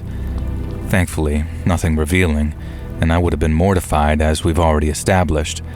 It was just enough to make me look kind of badass when I came running out of the tunnels, screaming that I was being chased by a freaking minotaur. And holy crap, someone call Olympus because there was an actual monster after me. Nora grabbed me and shook me and asked me what was really wrong. Nora had been drinking the Datura drink too, but didn't seem to be affected by it in the same way I was, maybe because she was used to alcohol and also didn't have sunstroke. I tried to explain that there was a beast, but then the hobo came charging out of the tunnels screaming and yelling. Later, our Greek friends wouldn't translate exactly what he'd said, but told me that it was obscene.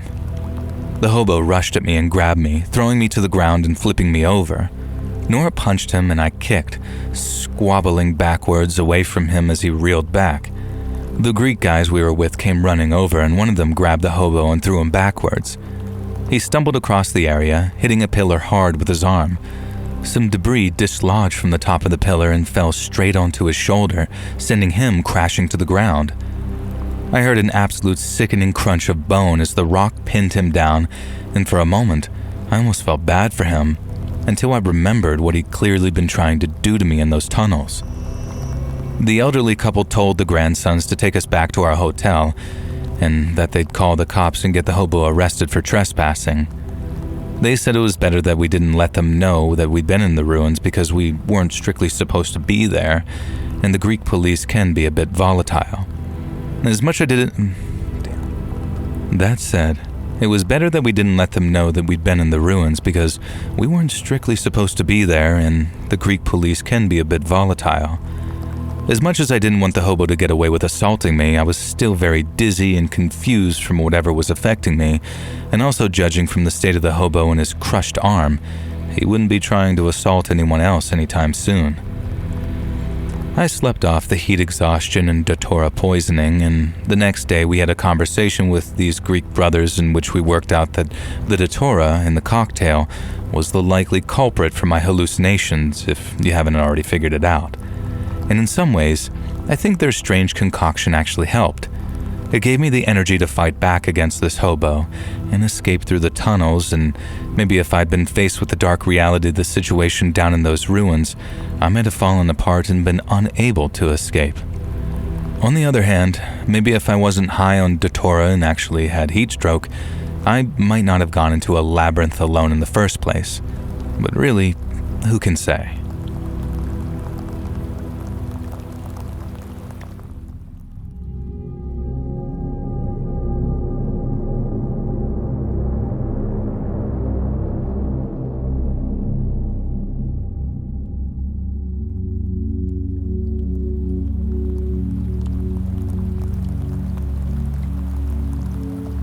I've got a story about Canada that I want to share with you.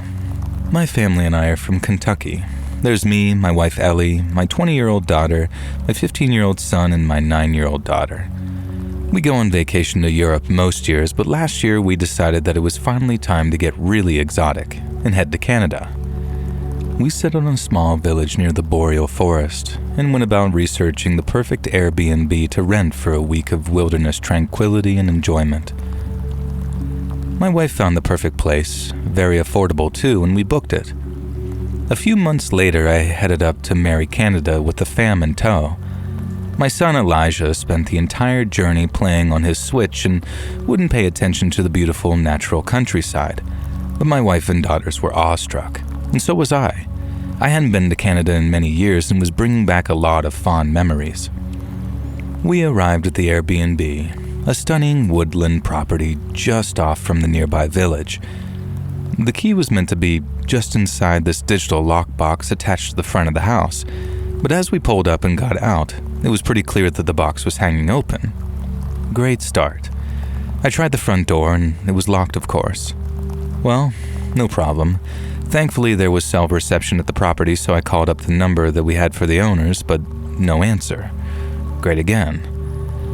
Seconds later, we heard footsteps crunching under the driveway. An elderly couple waved to us and asked if we'd been calling them. They introduced themselves as the owners of the property and apologized if they were running late. They had the key with them and they could let us right on in. They were an odd-looking pair, I guess. The husband introduced himself as an ex-cop in his 70s, and he reminded me of one of the sort of Weeble toys from when I was a kid. Weeble wobbles, but won't fall down, you know the ones? He was completely hairless, like shiny bald and free of eyebrows, but he had a huge bushy beard that I kept staring at because I was certain it was a wig. Is that what you call a fake beard? To this day I don't even know, and the icing on the cake was his name.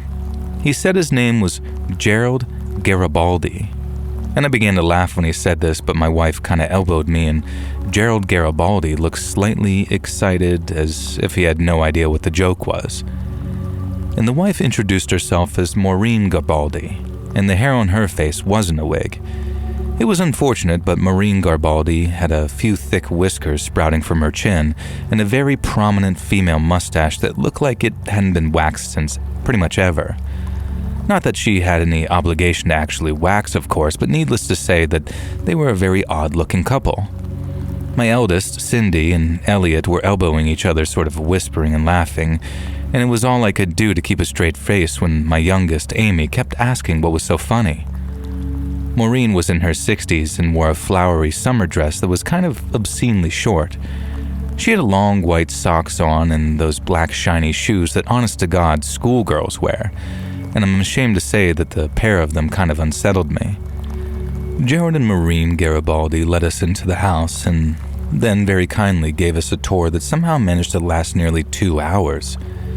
Then, they very kindly helped us bring our luggage in from the car, and then kindly helped us unpack the kitchen things and food and other essentials, and then kindly sat there like eager puppies, clearly waiting for us to invite them to stay for dinner. It was the first night of our freaking vacation, though, and I really didn't want those weirdos encroaching on our family time, but hey, what could I do? They were very kind. And that phrase became a running joke because the Garibaldis continuously told us that we were very kind for this and that thing. Over dinner, Gerald Garibaldi talked and talked and talked, and the rest of us could just do nothing but listen. And the crazy thing is, I couldn't really tell you what he talked about. He just rambled about nothing and everything.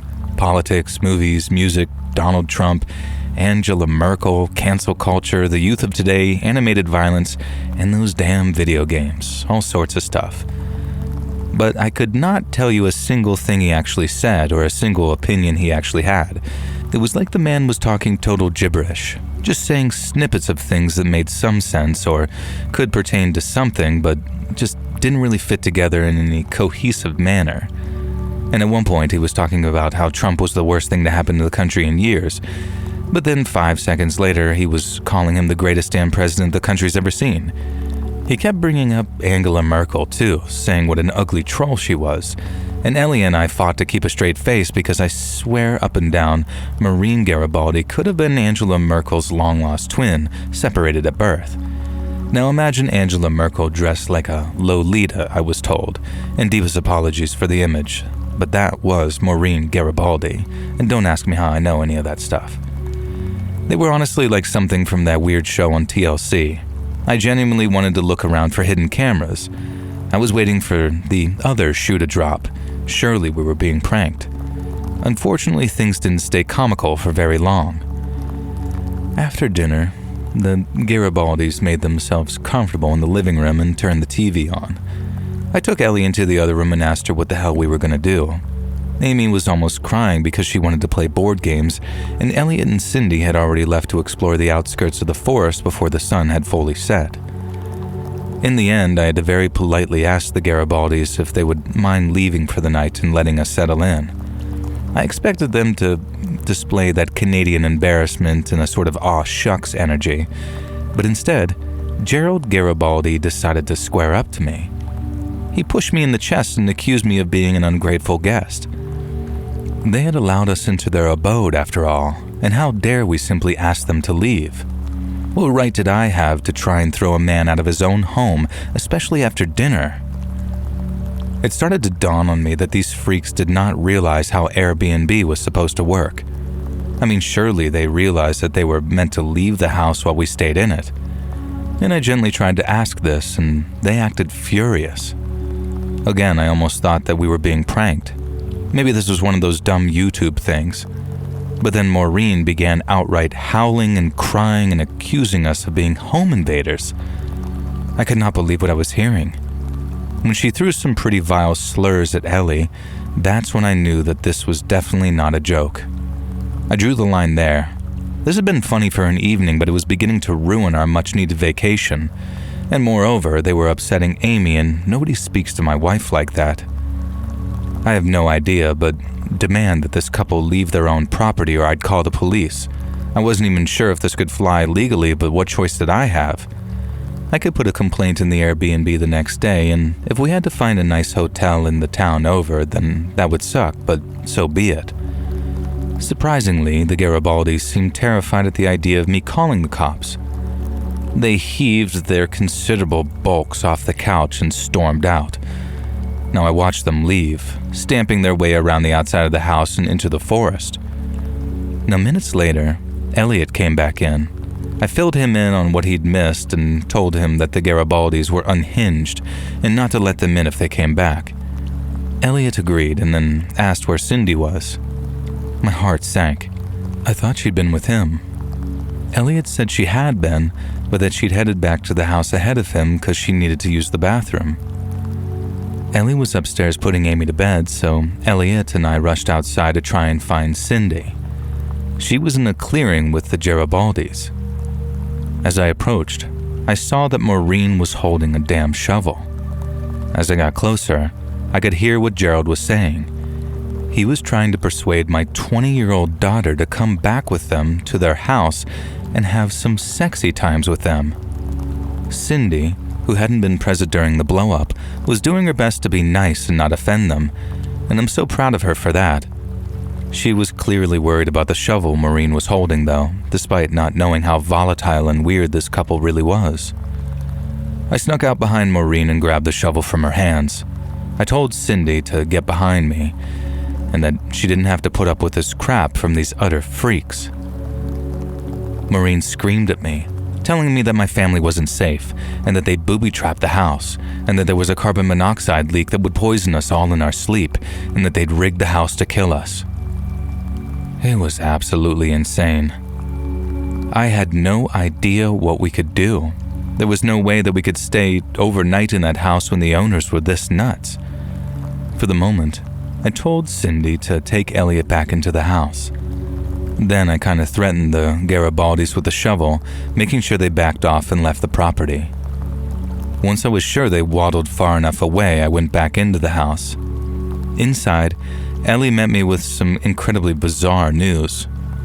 While I'd been out there dealing with the Garibaldis, she'd received a phone call on the Airbnb's landline.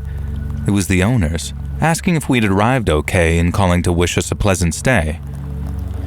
Of course, Ellie had told them that we'd spent an evening with the supposed owners, and my wife described the couple who'd intruded on our Canadian vacation. The actual owners, the McAvoys, told us to keep the door locked and that they'd be over with law enforcement shortly. Now, sure enough, 10 minutes later, a station wagon and a police cruiser pulled into the driveway, and that's how we met the real and very lovely owners of that Airbnb. There's a simple, if crazy, explanation for what had happened. The Garibaldis, which was not their real name, of course, were the neighbors of the McAvoys who'd been enraged on a land boundary dispute with them for years. They'd always been quietly resentful of the McAvoys, and always been an annoying but minor thorn in their side. When the McAvoys bought a second property on the other side of the Garibaldis' land, it all became too much for them, and they decided to try and sabotage the McAvoys' attempts at earning income through Airbnb by masquerading as the owners, the lunatic Garibaldis, to scare away any guests. Turns out, we were the first guests, and the Garibaldis' bizarre, grudge-driven plan almost worked. The utter weirdos had even managed to spy on the McAvoys to see the keypad code for the electronic lock and help themselves to the key. Unfortunately, that was the only real crime they'd committed, and even then it was their word against the McAvoys that they hadn't actually been told the key code. However, the Garibaldis, whose real names I won't use just in case, were known as menaces and troublemakers to local law enforcement, who were only too happy to put the scares on them enough that we had a mostly peaceful stay for the rest of our vacation. Which, I will add, the McAvoys gave us a severe discount on, meaning that for the most part, we got to spend a beautiful, tranquil vacation on the outskirts of the boreal forest for half the normal asking price. I say for the most part because there was one final scary incident before we left. On the day we were packing up to head out, after having had a great time, I was downstairs with Cindy packing up the kitchen. We heard a crash from the living room and ran next door to see that a stone had been hurled through the windows, smeared with what I can only hope was mud. We rushed outside to see a fat figure disappearing into the trees. I let the McAvoys know, and they informed the cops. I really hope for their sake that they installed some home security going forward. I do keep an eye on the Airbnb website to see if that property's ever been made available to vacationers again, and I've not seen it crop up since. It could be that the McAvoys decided that it wasn't worth trying to combat the Garibaldis, or it could just be that they're not renting through Airbnb anymore. Either way, I wish the McAvoys all the best. As for the bizarre, creepy couple, if you've ever come near my family again, I'll show you us US folk aren't quite as forgiving as our Canadian cousins.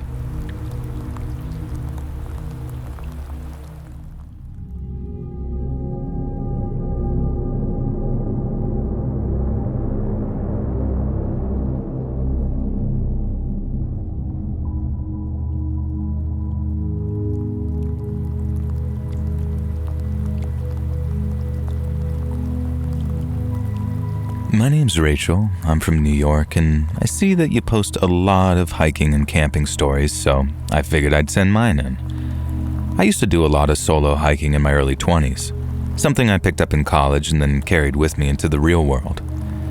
It was my number one stress reliever and my chosen method of exercise, but that all changed after a trip to the Catskills, one that ended up being the last solo hiking trip I ever went on.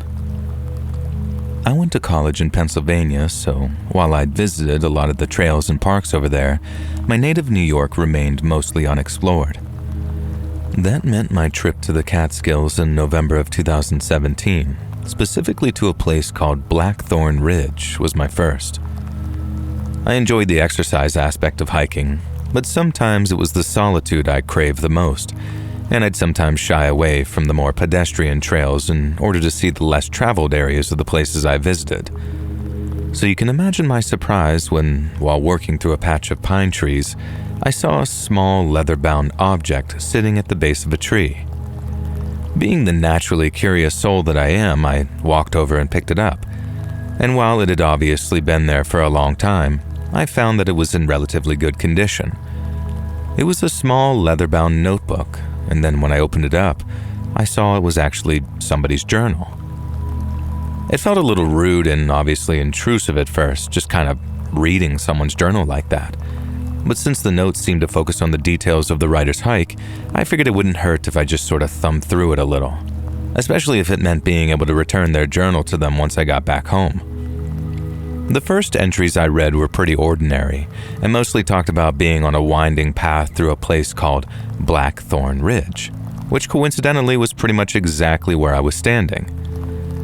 The notebook's owner was also a solo hiker, and obviously somewhat of a kindred spirit, I guess, because they wrote about the thrill of being out there alone, how beautiful and peaceful it was, and how it was their first time in the area.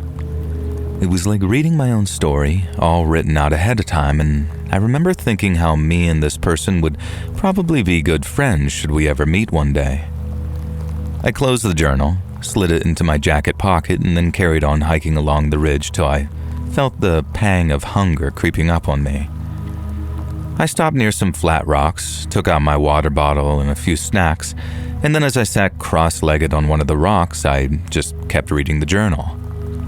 I'd already made a note of the person's name, as there was a little note saying, "If lost, please return to X," so I knew exactly where to mail it to once I got back home. But since I was lacking on any reading material, and this person's hiking journal was so relevant, I figured that I'd just keep reading on a little until things got too personal.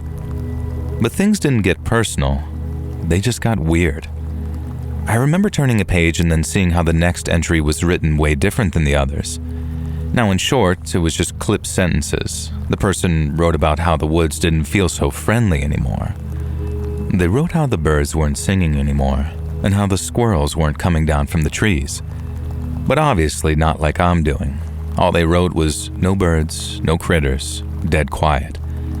The next words were, predator in area, ? It seemed very rushed. So I immediately glanced up and started scanning the trees around me, but I didn't get the same impression at all. To me, and I was a pretty experienced hiker at the time, everything seemed fine. The birds were sound, the squirrels were bounding around the forest floor, I could kind of hear them, and I didn't even feel remotely under that threat or in danger. But then, as I read on, I got this creeping feeling up my spine, as the hiker's final entry mentioned a place called Hollow Crag. They said that there was this rocky clearing just beyond a meadow where the grass dropped into a shallow basin. All they wrote after that was something like, warn any other hikers, stay away. They didn't explain what that exact danger was, they only warned against going there. But those final few words about warning other hikers, about staying away, they looked almost scratched into the page, like whoever had written it was scared out of their minds. I remember closing the journal over and tucking it back into my jacket, and with that creeping feeling working its way up my spine. Not because I feel like I was being watched or anything, or my spidey sense was tingling or anything woo-woo like that. It was because Hollow Crag was on my list of actual destinations that day. I had marked it on my map as one of 5 checkpoints, in an oval-shaped route that'd take me all the way up Blackthorn Ridge and back again. It was supposed to serve as my more than halfway now checkpoint, so unless I wanted to dramatically delay my return home by adding 2 or 3 hours to my journey, I had to pass by Hollow Crag to stay on schedule. I could skirt around it, but I couldn't avoid it, and at the time that seemed like it'd be enough. But looking back on it, I should have just swallowed the loss and resigned myself to hiking the extra hours, because when that journal said to stay away from Hollow Crag, it should have really said, avoid it at all costs. I got myself back on the trail so I could better navigate the area, but seeing how far out I was, it was barely any clearer than the terrain on either side of it. Roots were creeping under the soil, and low-hanging branches made it so I had to stoop down while paying extra attention to my footing. I should have been getting pretty tired at that point. I'd been hiking solidly for a few hours, but I was also getting a nice steady hit of adrenaline every time I thought about what was written in that journal. I'd glance over my shoulder every so often, half expecting to see someone following me, but the forest seemed empty, just me and the trees. There was no one in sight, but that didn't mean no one was there, and I remember the moment I heard this loud snap coming from behind me. It sounded like a big branch being ripped from a tree with a ton of force, like this sharp, tearing snap of wood. It sounded like it was maybe 50 yards back, but I didn't stop for a better guess, I guess, and I kept moving, thinking to myself, it's behind you, not ahead of you. You're safe for now. Just keep beating feet. And I started moving a little faster, risking a fall to put some distance between me and whoever made that noise. I kept my ears open for any other sounds too, but aside from my own breathing and footsteps, there was nothing. I knew I should have looked back, just to make sure that it was clear, but I couldn't. I guess there's a part of me that was still pretending it was all just in my head, so I couldn't bring myself to look back. I just kept moving steadily toward a curve in the trail, knowing I'd need to conserve every last ounce of energy if I was going to make a run for it. I sped up a little as I took the curve, but as I reached its end, I found myself faced with thinning trees and a large expanse of open grass. There was a wide, shallow bowl of rock and sparse grass, just as the person's hiking journal had described. It was Hollow Crag, and there was no getting around it. It's not like I wanted to step out into the open, but doubling back meant facing whoever was behind me, so I did the only thing I could and started to cross it. As I walked, my eyes darted toward every flicker of movement as my heart rate began to skyrocket from the terror of being so exposed. Once again, It seemed like I was alone, as I couldn't see anything but grass and tree trunks on the other side of the crag.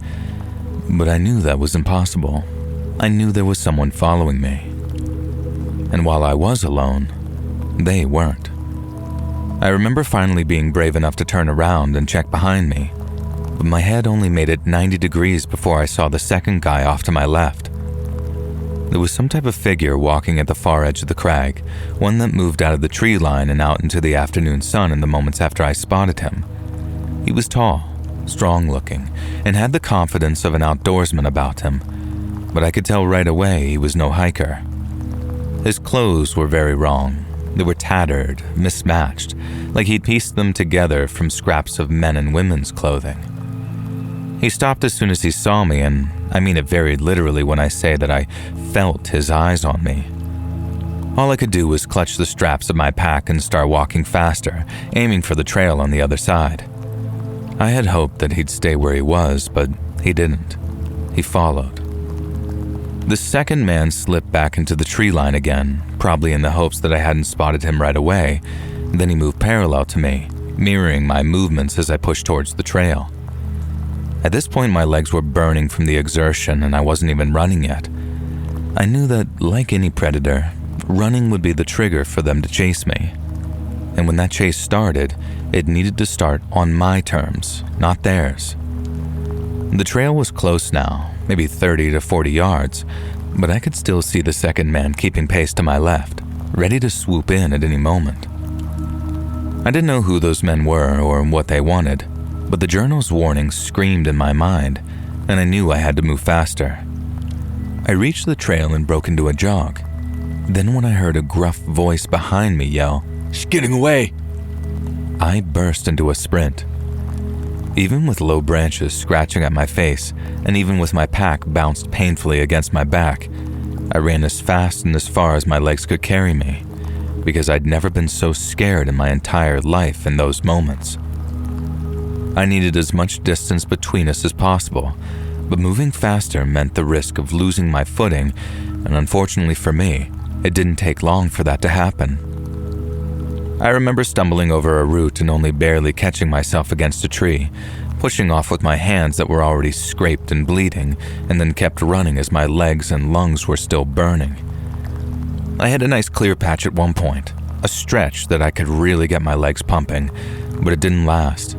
The trail suddenly twisted downhill, and while that meant that I was making progress, it also meant that I nearly lost my feet again. That time, I was even luckier not to go tumbling down that slope, which at that stage probably could have been fatal. So, in an attempt to stay on more stable ground, I veered off the trail and into the undergrowth, hoping that might help me lose these men chasing me. I don't know how long I ran, but I was at my absolute limit when I finally stopped for what could only be a short break. I was huffing air. My vision was all dizzy as the forest blurred around me, and I fought the urge to puke. My legs obviously were screaming for rest, but I couldn't stop. I had to keep moving, even if the only thing keeping me going was pure terror. I ran until the forest began to thin out and the trees gave way to a gravel path. I followed it, practically staggering from the exhaustion, until I saw a ranger station, a small wooden building with a green door. The relief was overwhelming, so strong that tears started to fill my eyes as my legs felt like they were literally going to give out. I climbed the steps and pounded on that door. No one answered, but the door was unlocked, so I pushed it open and stepped inside. And like any good traumatic event, I got to enjoy a wonderfully horrifying moment of a false ending. Because when I walked inside, I saw that that station was empty. There was no ranger, just a single room with a desk, a radio, and a map of the Catskills pinned to the wall. I locked the door behind me and sank to the floor, keeping my back against it as one final line of defense against anyone that might have followed me. When I heard nothing but silence for what must have been a half hour or so, I took the journal from my jacket and placed it on the ranger's desk. I don't know why I did that at first, but now looking back on it, it feels like I was saying, okay, no more. I give up and I don't want to play anymore. I know it was superstitious, but the sun was already setting when I arrived at the ranger station, and by the time I felt sturdy enough to walk again, it was almost full dark outside. I knew it'd be incredibly stupid to head back out into the woods, so I just stayed there until morning, too afraid to move. And when the sun finally rose up, and there was just enough light coming through the station's small window for me to see, I forced myself to stand again. My body was aching from the previous day, but it was either get on the move or stay there with no food or water for another night. I left the journal on the desk. I didn't want or need it anymore, and besides, the ranger needed to read it a hell of a lot more than I did, I think. And when I stepped outside, the forest was so much more quiet and peaceful than the previous evening that it was like being in a different place altogether. Then, after walking for some time down a large trail, I heard a truck. At first I was about to run, but when I saw the ranger decal, I started frantically flagging them down. The truck stopped and the ranger got out looking startled till I assured him that everything was fine.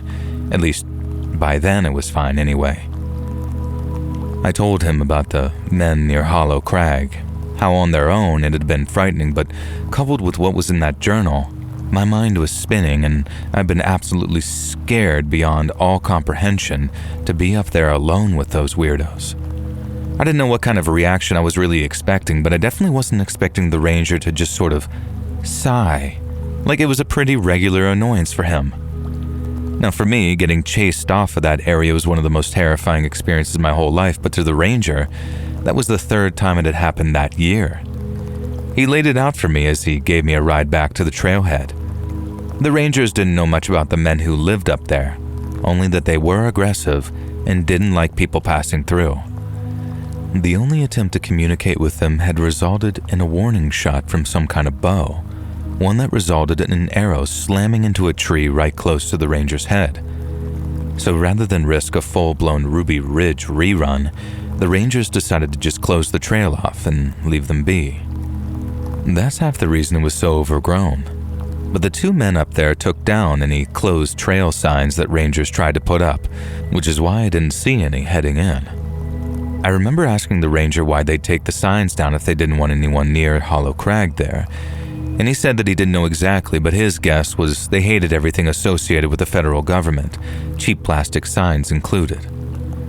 It was a major shock hearing it all like that, and learning so casually that they were just sort of these wild people living up in the mountains and that the government was basically like, okay, whatever, I guess. And that's what really drove it home for me that America is still a wild country, and it's wild in more ways than one. People think of the city as a dangerous place and the country as safe, but that trip to the Catskills made me realize just how wrong that is. Some people are out there far from civilization, living by nobody's rules but their own. And while on paper that might sound cool, the reality can be horrifying for those who actually cross their paths.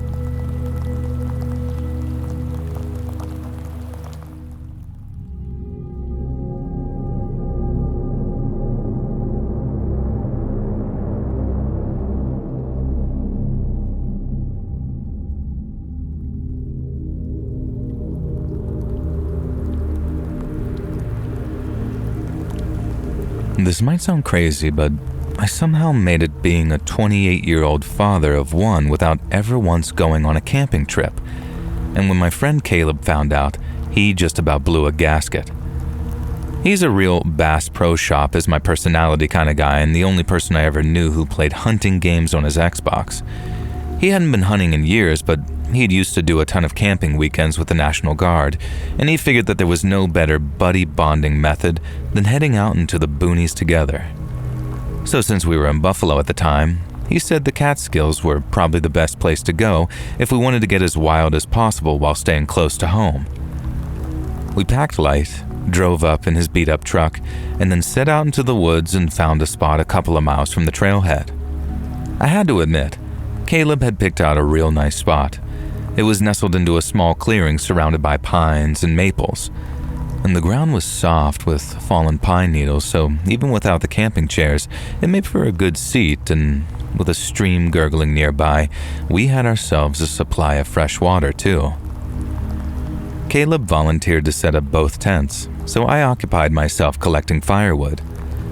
It felt pretty cool, doing something useful that had contributed to building an actual fire, and as kind of a fire bug during my youth, getting to make a big one was something that I was actually very excited about. And by the time we had it crackling, the night had settled in and Caleb was showing off some of the campfire cooking he'd learned in the Guard. He'd made these things called pudgy pies, which are basically a ton of peanut butter and marshmallow fluff between two pieces of half-stale bread. That might not sound like anything special, but my God, out there in the woods, with the chill of the night setting in, it was one of the best things I've ever had the pleasure of eating. But as we ate, the fire burned down fast, and it wasn't long before we needed to collect more firewood. I volunteered myself, seeing as Caleb had brought all the food on his own dime, and then after getting up from my camping chair, I headed off into the darkness. I'd pretty much cleared the area around the camp, so I had to walk into the trees with my flashlight to find more decently sized pieces. I walked around, stacking pieces in the crook of my arm, and then, all of a sudden, I heard something moving in the darkness ahead of me. I stopped dead and pointed my flashlight ahead of me, expecting to see a deer or something weird, some kind of woodland creature, but there was nothing. Now I called back. Yo, Caleb, I think there's something out here. To which then he replied, Yeah, of course there's something out there, buddy. It's the woods. And the way he said it had me instantly kind of relaxing, thinking, yeah, I mean, that little thing is probably more scared of me than I am of it. Then after picking up a few more chunks of logs, I made my way back to the camp. Once the fire was roaring again, Caleb cracked open the cooler and we had ourselves a few cold sodas while watching the flames like they were TV. I was just about finished with my soda, so this couldn't have been more than 15 minutes later, when me and Caleb heard another sound, closer to the camp this time. We both went quiet and turned our heads in the direction of the sound. Caleb yelled something like, Hey, ain't nothing here for you, buddy. Just move along now. And he said it so confidently that I couldn't imagine anything but the hungriest black bear not listening to him. And then a second or two later, we heard these steady footsteps moving away from us. I remember being kind of impressed that it actually worked.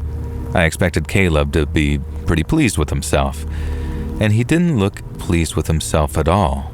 He actually looked spooked. I asked him what was up, and I'll never forget the chill that went through me when he said, That wasn't an animal, buddy. That was a person. I asked how he was sure, and he said the gait was unmistakable, as in like the rhythm of the footsteps told him it was walking on 2 legs and not 4, something I wasn't familiar with in the woods. I got up walking over to his pack and took out the little gun case that he kept his pistol in, and then after taking it out and loading it and tucking it into his jacket, he suggested that we go on a little walk to make sure the area was still clear and maybe talk to whoever was out there. I'm not gonna lie, walking the woods with an armed man who said that he just wanted to talk to whoever was out there was pretty goddamned wild. That was Caleb. He's a friendly guy, but boy can he handle himself. He wasn't looking for a fight. Neither of us were about to lay our heads down to sleep without knowing that we were in the clear. Once we were sure the area was clear, we headed back to camp for what Caleb called a Mexican pizza. And then after a couple of beers and a pre-roll that I brought along for old time's sake, we climbed into our tents for some well-deserved sleep. But for me, sleep did not come easy. My little pine needle mattress flattened out within just a few minutes, and even with the sleeping pad that I had with me, the ground was uncomfortably hard to lay on. On top of that, I started hearing sounds outside the tent again. Not as close or rhythmic as the footsteps we'd heard, but enough to have my eyes shooting open every time I heard something a little too loud. I remember listening out for Caleb, thinking, he's gotta hear this too, right? But then I suddenly heard him snoring softly in his tent. He was out cold. I lay there telling myself, if Caleb thinks it's safe enough to sleep, then it is. And then after sort of chuckling to myself and feeling like an idiot, I managed to get comfortable enough to feel like I was drifting off to sleep too. But then, I heard it. A distant noise that sounded almost like a faint cry of something alive and in pain. I remember trying to convince myself that it was just the wind or maybe an animal making perfectly normal animal sounds. But then I heard it again. It cut through the silence, coming from somewhere deep in the forest. It sounded almost like a baby crying, like a sharp and intensely disturbing sound that set my nerves on edge to hear it. I sat up, straining to listen while both hearing and feeling my heart rate pick up. Then I heard it a third time, and that time, it was completely unmistakable. It was a high-pitched sob that rose and fell with the baby's breath, and I'm sure you'll know what I mean when I say the sound alone tugged at something primal in me, something which said, "Make it stop." I rushed to put my boots on, then unzipped my tent and rushed over to Caleb's. I guess running woke him up because he asked, "What's going on?" before I even got to his tent. I unzipped it, just enough to be able to see him, and then said, "Shh, listen." We listened in silence for maybe only a second before it sounded again. That same skin-crawling baby's wail. Caleb's eyes went all wide as he pushed himself out of his sleeping bag, and the first thing he went for was his gun. I remember saying, "Bro, there's a kid. I don't think the gun is going to help." Because my first thought was like, there's a kid out there, lost and afraid, who actually needs our help. But then Caleb says, "That's no kid, buddy. Listen again." And I remember being just about to launch into some counterpoint, something along the lines of, "What the hell are you talking about?" But then the baby cried again, and I caught on to what he meant. There was something wrong with the sound we were hearing, something you didn't notice unless you really listened. The gut reaction I felt masked it, but Caleb was right. There was something off about it, something weirdly hollow. And before I could process it, another cry started, this one from the opposite direction to the first. It sounded identical, the exact same eerie wail as the first, only louder and closer. But then suddenly, the pitch shifted a little, and we realized what we were listening to. They were recordings. Now, I'd like to say that that was a relief, but as you can imagine, there was still the issue of who the F would play the sounds of crying babies in the woods at night. The thought obviously had Caleb going for his gun, and he told me to stay low as he crawled out of his tent and out into the night. He called out something oddly calm considering the circumstances. "All right, we get it, buddy. We'll move along in the morning." I figured that might make the noises stop, but instead, they only got louder. The recordings of those babies crying kept looping before a third, and then a fourth joined in. They sounded like they were all around us by then, like the whole forest was echoing with the sounds of wailing infants being played on a loop. They started overlapping, blending together as they seemed to get louder and closer. Caleb shouted over them, "They're just trying to scare us, buddy. And if they're not, I got a gun." He yelled it like he wanted them to hear too, whoever was out there playing those goddamned recordings. And then, all at once, the cry stopped. But the silence that followed was somehow even worse. We kept waiting for the sounds to start up again or for something terrible to happen, like an attack or gunshots or whatever these psychos out there had planned for us. I asked Caleb what the hell we should do, and all he said was leave. The fire had died down and I was about to grab my flashlight when Caleb told me not to. He said he needed our night vision to see what was out there and that flashlights would just make it easier for them to see us. But that meant trying to gather up all our essentials in the near pitch darkness. We took turns, one of us with the gun, the others packing our stuff, Then when Caleb emerged from his tent after being the second one to gather up his things, we made our move. We didn't speak as I followed him through the trees. We moved slowly, heads on a swivel, trying to spot whoever was out there before they spotted us. Caleb had the gun, our only line of defense between us and whatever was out there, and despite the night being pretty cold, I could feel myself sweating.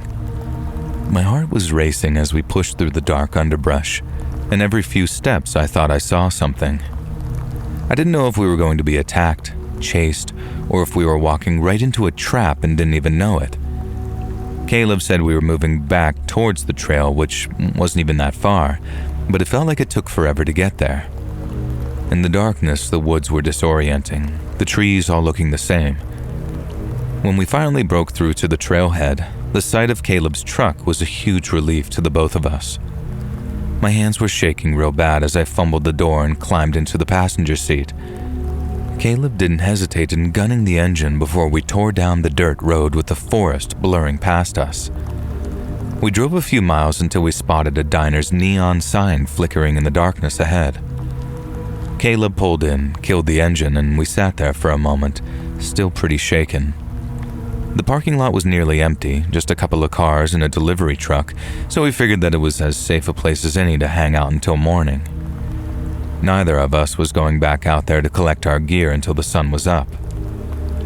A few tense hours later, with neither of us being able to sleep, the diner opened up at 6 a.m. and we headed inside for some breakfast.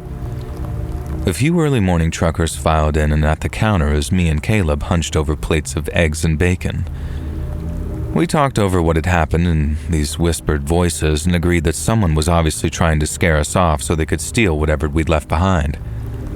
I said something about kicking myself for not standing my ground if that's all they planned, scaring us off, I mean. Caleb said it was better we avoided violence, or we might have ended up in a jail cell instead of eating bacon.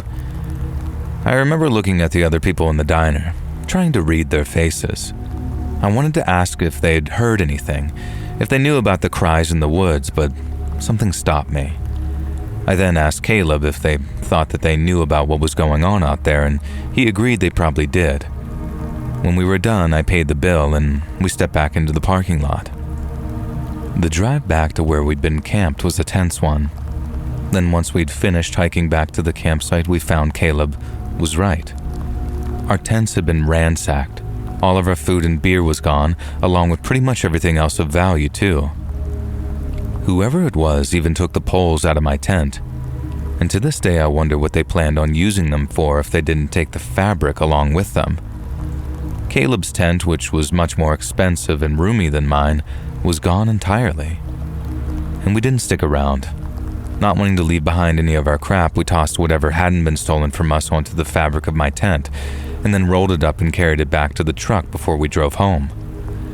Then what happened became just another campfire tale, I guess. We did go camping again. Caleb and I went to other places with mutual friends of ours tagging along, but we sure as hell didn't head out into the Catskills anymore. I can tell you that much.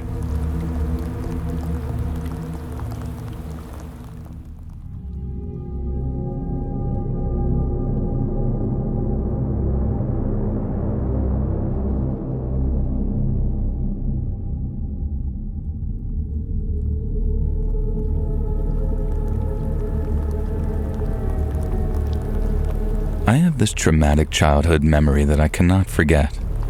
Sometimes I dream about it or just think about it late at night when I can't sleep and I'm feeling stressed. It sucks, and I thought maybe posting about it might help me get over it a little. So I'm sending this to you today, and when I was a kid, we were always struggling for money. I feel like we moved houses maybe 6 or 7 times, usually a downgrade to a much cheaper property, even a trailer one time, followed by a big upgrade because my dad never lived within our means. As soon as he had a bit of dough, we started spending it, living in luxury. It was kind of sweet. He wanted to provide for me, my mom, and my baby brother, but he just wasn't good at keeping hold of money. When he had a good job, we'd get takeout food every day, and he'd shower us with toys and mom with gifts. Then we'd lose everything and end up in some dirty-ass trailer park or something, and everyone would be stressed. Dad would never take it out on us, but he'd take it out on himself, smoking and drinking and falling into a stupor, so it took longer to break out of the rut and find the next job. I never really knew what my father did for work. He didn't have a profession exactly. He took on random jobs and schemes pretty much. He was always looking for his latest get-rich-quick gimmick, and if I'd try to list or even remember most of them, I'd probably be here all night. One time, he sold cigarettes out of the back of his car until the law shut him down. Another time, he got a group of parolee friends working as home decorators until a client realized that he didn't have the necessary licenses and insurance when one of the guys fell through the roof. It was just things like this, all the time, and while he was a fun dad, it also made my childhood incredibly stressful, especially after my baby brother Barton was born and wouldn't stop crying all the time. The specific memory that sticks in my mind happened when we were renting a fairly nice house in the suburbs. I guess Dad's latest scheme had been paying off because things had been going well for a while and I was beginning to let myself relax. I remember the sun was setting so that it must have been mid-evening when the knock on the door came. I knew my mom and dad were downstairs with Barton, so I was surprised when the knock sounded again and nobody answered. I looked out the window of my bedroom at the front of the house. A guy was standing at the door. He looked up at me and something about him terrified me. I know it's silly, but in my head I kind of equate him to that Rocksteady character from the Ninja Turtles. You know that big rhinoceros with a tank top, khaki pants, and big boots? This guy reminded me of him, only, human. He had this mullet that looked ex-army and an earring that kind of glinted in one ear and tattoos all up his thick, muscled arms. He must have caught sight of me looking at him because he looked up and kind of scowled at me from under a very thick, ugly unibrow. I know I'm probably imagining him as more troll-like and terrifying in my mind than he actually was, but I guess that's how childhood traumas kind of get at you, I guess. And now I'm going to call him Rocksteady, but he began hammering on the front door with a very meaty fist. He shouted that he knew we were home. He'd seen someone in the upstairs window. An instant terror and guilt flooded through me. Immediately, I heard footsteps downstairs, Dad going to the front door and Mom coming upstairs. My bedroom door opened just as I heard the front door unlatch. Mom was holding Barton, reassuring me that everything was okay and to come back into the room and play. I ignored her and ran to the window. Dad had stepped outside into the front yard with Rocksteady, and Rocksteady was sizing up Dad, looming over him very menacingly. And my dad wasn't a fighter. He wasn't a buff guy who worked out. He was fairly short, and in my mind, he was fragile. He was always smiling and joking and being silly, and the idea of someone like Rocksteady hurting him seemed like a genuine possibility. Even more so as I watched this guy grab Dad by his shirt and drag him into the street. I started to cry and bang on the window, but Mom came and pulled me away and made me play with Barton for a bit, even though inside I was absolutely breaking. After 5 minutes or so, Mom had to use the bathroom, so I darted to the window again. Dad and Rocksteady were in the street. Dad was pacing back and forth, gesturing and talking animatedly in his way, and Rockstar seemed calmer and was leaning up against a muscle car. I watched as Dad and Rockstar shook hands, and then Dad came back into the house. He was all smiles and cheery after that. Nothing to worry about, he said. Just a simple misunderstanding. Rocksteady was a guy he worked with and his paycheck hadn't gone through, but it was all sorted out now and everything had been squared away. I told my dad that man reminded me of the Rhino from Ninja Turtles, and he seemed to find that hilarious. I thought Mom was calm and fine too, but in retrospect, she clearly wasn't. I went to bed more relaxed that night. It was around 1 a.m. when I heard the crash. It was coming from downstairs, the sound of wood splintering and the front door being kicked in. I looked out the window in terror to see 3 men coming through our front door, and Rocksteady was taking up the rear. There was commotion from elsewhere upstairs, Mom and Dad reacting to the break-in, I now know, and then smashing and breaking glass from downstairs, and next, screaming and yelling. I could now hear 4 male voices, including my father's, and then my mom screaming. Finally, Barton started crying, adding to the cacophony, and Mom's footsteps came thundering upstairs. I had already locked my door, and she rattled on it. I asked who it was, and she said it was Mom. She said it was good that I'd locked my door and to keep it locked and stay there, and she was going to take Barton into their room. She told me not to come out under any circumstances, and that Daddy was fine, and not to worry. His friends had just come over, and they were just being loud. Even at my young age, I knew that this was all nonsense, but I told Mom I'd stay put. So I had to sit there on my bed listening to the 3 men smash up our things downstairs. Dad was yelling for a while, and then I heard another crash, and his voice stopped.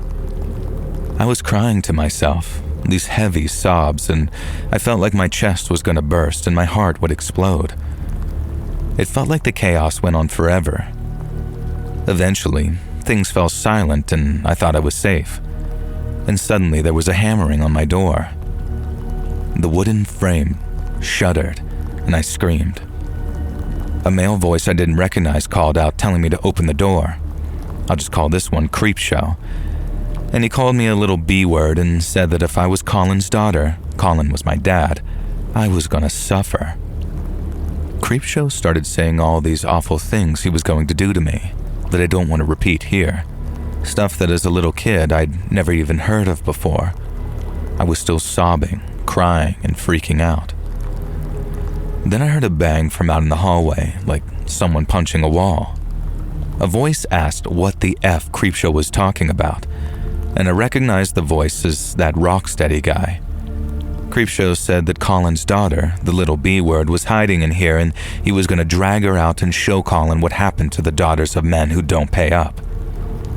Rocksteady absolutely lost it. He started screaming at this guy, saying that I was only 7 years old and what kind of sicko threatens a kid. That they were just here to scare Colin to get what they were owed, but this was way over the line. Creepshow didn't back down and started hurling abuse at Rocksteady. There was a moment of silence, and then suddenly my door came splintering open. A man I didn't even recognize, who I later learned was Creepshow, flew backwards into the room, having just been drop-kicked probably through the door by that Rocksteady guy. And now Rocksteady rushed into the room, grabbed Creepshow from the floor, dragged him up and threw him out. He looked at me, and the terrifying guy I'd been so afraid of suddenly melted away, and his face softened. I've never seen someone transform like that before or since. Rocksteady told me he was sorry. He didn't really mean for things to go this way. And then he returned to beating the absolute crap out of Creepshow for daring to threaten a little girl like that. The outcome of this story is truly bizarre. Rocksteady genuinely felt so bad about bringing that kind of person to our house that he even offered to pay Dad for the damage. Dad was a bit bruised and scared, but ultimately okay. He didn't really want to call the cops because, well, whatever he was involved in probably wasn't very legal. Rocksteady and the other guy, who was just some sidekick that I'd never even saw, promised that they'd take Creepshow away and deal with him. Dad told us later that the 3 men were some bikers he'd hired to work on a project with him, and something had gone wrong with paying them apparently. He made things right with Rocksteady, and after that, Dad went completely straight. I guess it took my life being threatened to finally wake him up.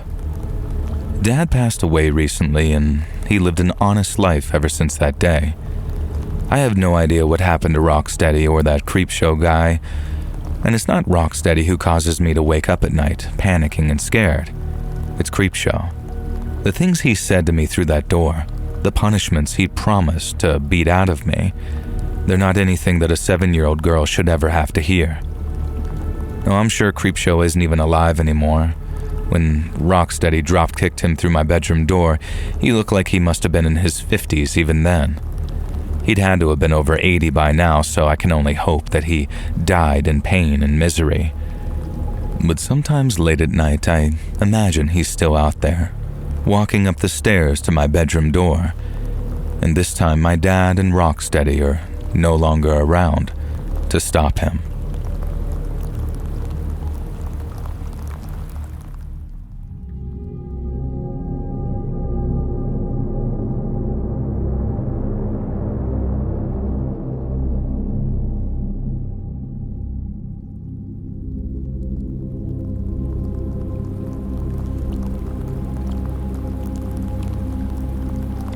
A few years back, my wife Gemma and I were headed for a cozy weekend at a cabin in the Catskills when my car crapped out on me about 10 miles outside Tannersville. We've been driving for a couple of hours already on roads that weave through the forests of upstate New York when out of nowhere, the dashboard lights flickered and then went dark. I turned the key over a few times, willing her to start up again, but the engine only coughed.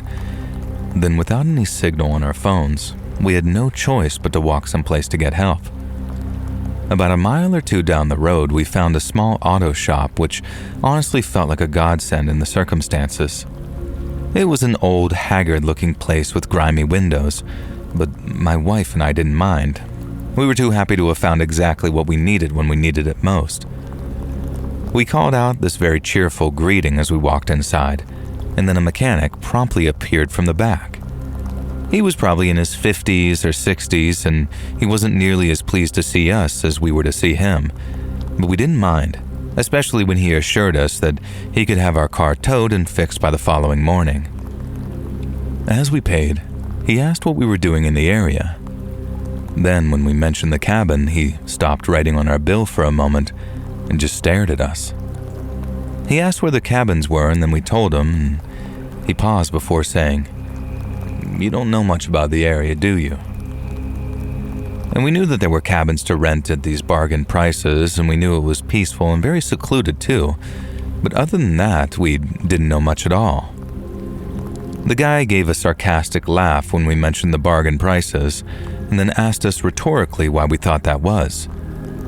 He then started explaining how the people who lived up around the cabins didn't take kindly to them being built, nor did they take kindly to the people who stayed in them. This was obviously the absolute last thing we wanted to hear.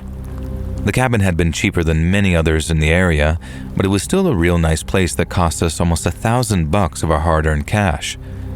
We didn't want to just turn tail and run, but there was also the question of how at risk we'd be if we didn't. We asked the mechanic if he thought that we should just cancel, even if it meant losing our money, and he said he wouldn't go that far, not personally anyway, and that as long as we stayed around the cabins and didn't stray too far from the woods, we'd probably be fine. However, he did say that if anything weird started happening around the cabin, if anyone showed up and started trying to intimidate us, that the safest thing to do was to get the hell out of there. He asked if we were armed, and as it happened to be, I brought my cig along just in case there were bears or something. He told me to keep it handy, regardless if we saw or heard anything. And then after waiting for one of his buddies to show up, we managed to get ourselves a ride to the cabin. It was a tense ride, to say the least. Not only because I was super wary of what we'd been told, but me and my wife disagreed on whether the warning was actually genuine or not. See, she'd gotten a completely different read on this mechanic and thought his attitude totally flipped on us once he realized we were tourists staying in this nice, pretty much gentrified cabins. She thought that everything he said afterwards was intended to freak us out and spoil our weekend, and how that was a jerk-off thing to do to two oblivious city folks. And as I said, I didn't agree with her at all.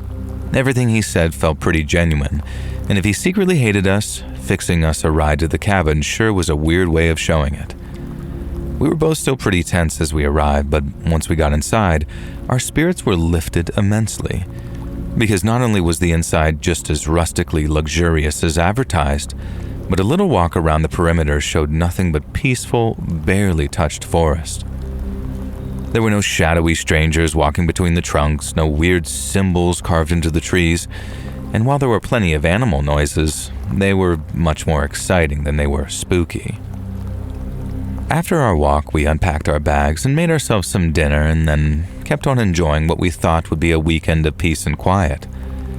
Part of me kept thinking about the mechanic's warning, but as I said, seeing the place up close and taking a walk around did a lot to calm our nerves. Not to mention, I had my gun with me and I was confident in my ability to defend both of us. If anything went wrong, we'd be fine. At least, that's what we told ourselves the afternoon we arrived.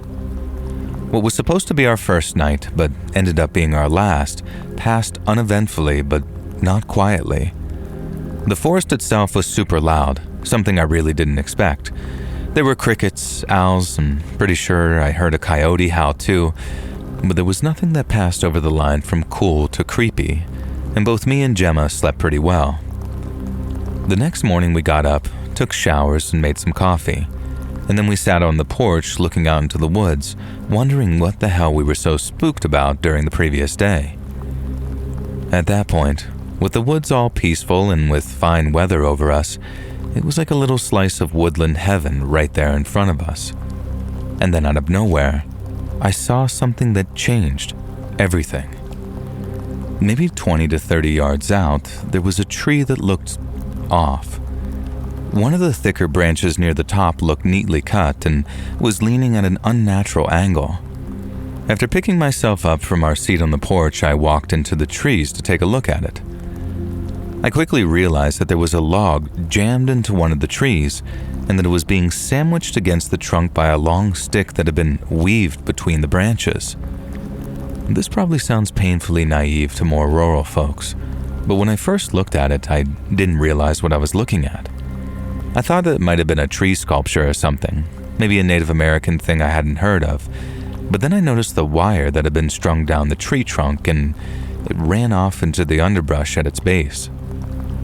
I took a few more steps along what was roughly a worn trail, following the wire's assumed path with my eyes until I saw it emerge again, only 10 yards ahead of me. It was strung right across the path that I was on, and if I had walked any further, maybe without that coffee, there's a chance that I wouldn't have noticed it at all. But there it was, clear as day, and once I saw it running horizontally across the trail, I realized what it was. It was a trap, and it was intended for us. When I showed Gemma, I saw the look of horror on her face as she too realized what it was. I grabbed the stick and tossed it at the wire, and then when it hit, the wire pulled out the log support and it came crashing down onto the trail almost exactly where the tripwire had been. Gemma yelped when it hit the dirt, and I'd be lying if I said I wasn't majorly freaked out too. If I'd been standing there when it fell, I'd have been a dead man. We took another careful walk around the cabin, eyes glued to the ground when we were moving and then looking up into the trees whenever we were still. We found a pile of stones stacked in an unnatural way, and we both decided it looked suspiciously like a marker of some kind. There was also a strip of cloth tied to a branch not far from the cabin, and we wondered if that too was some kind of marker or indicator. As we walked back to the cabin, we decided that we weren't going to stay for another minute. We packed up the rest of our things and walked all the way back to that auto shop. It took us maybe an hour plus to get there, and I was worried that we might get lost along the way, but after hitting the highway, it was a straight shot to the shop. When we arrived, our car was parked out front, and when we went inside to collect the keys, the same mechanic was there. He took one look at our faces and knew we'd found something out there. We told him all about the trap we'd found in the trees, how it would have done some serious damage if we'd triggered it accidentally.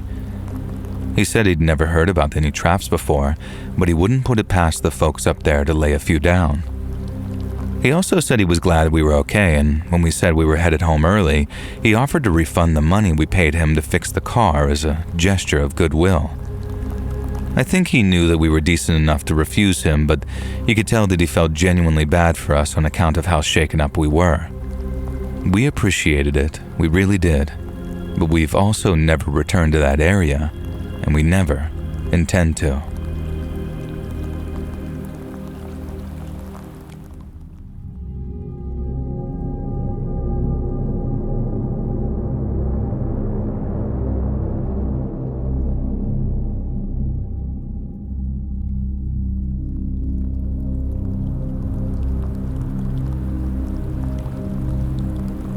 When I was a teenager, I used to share this as a ghost story, but then something happened in my adult years that made it very real and somehow a lot scarier than when I thought I'd encountered a spirit. So bear with me. To my child mind, this was a paranormal encounter, but it's not, and you'll find out why in the second half. I know you don't often run supernatural stories lately on the channel, so I wanted to assure you up front that this isn't that, even if it seems so at first.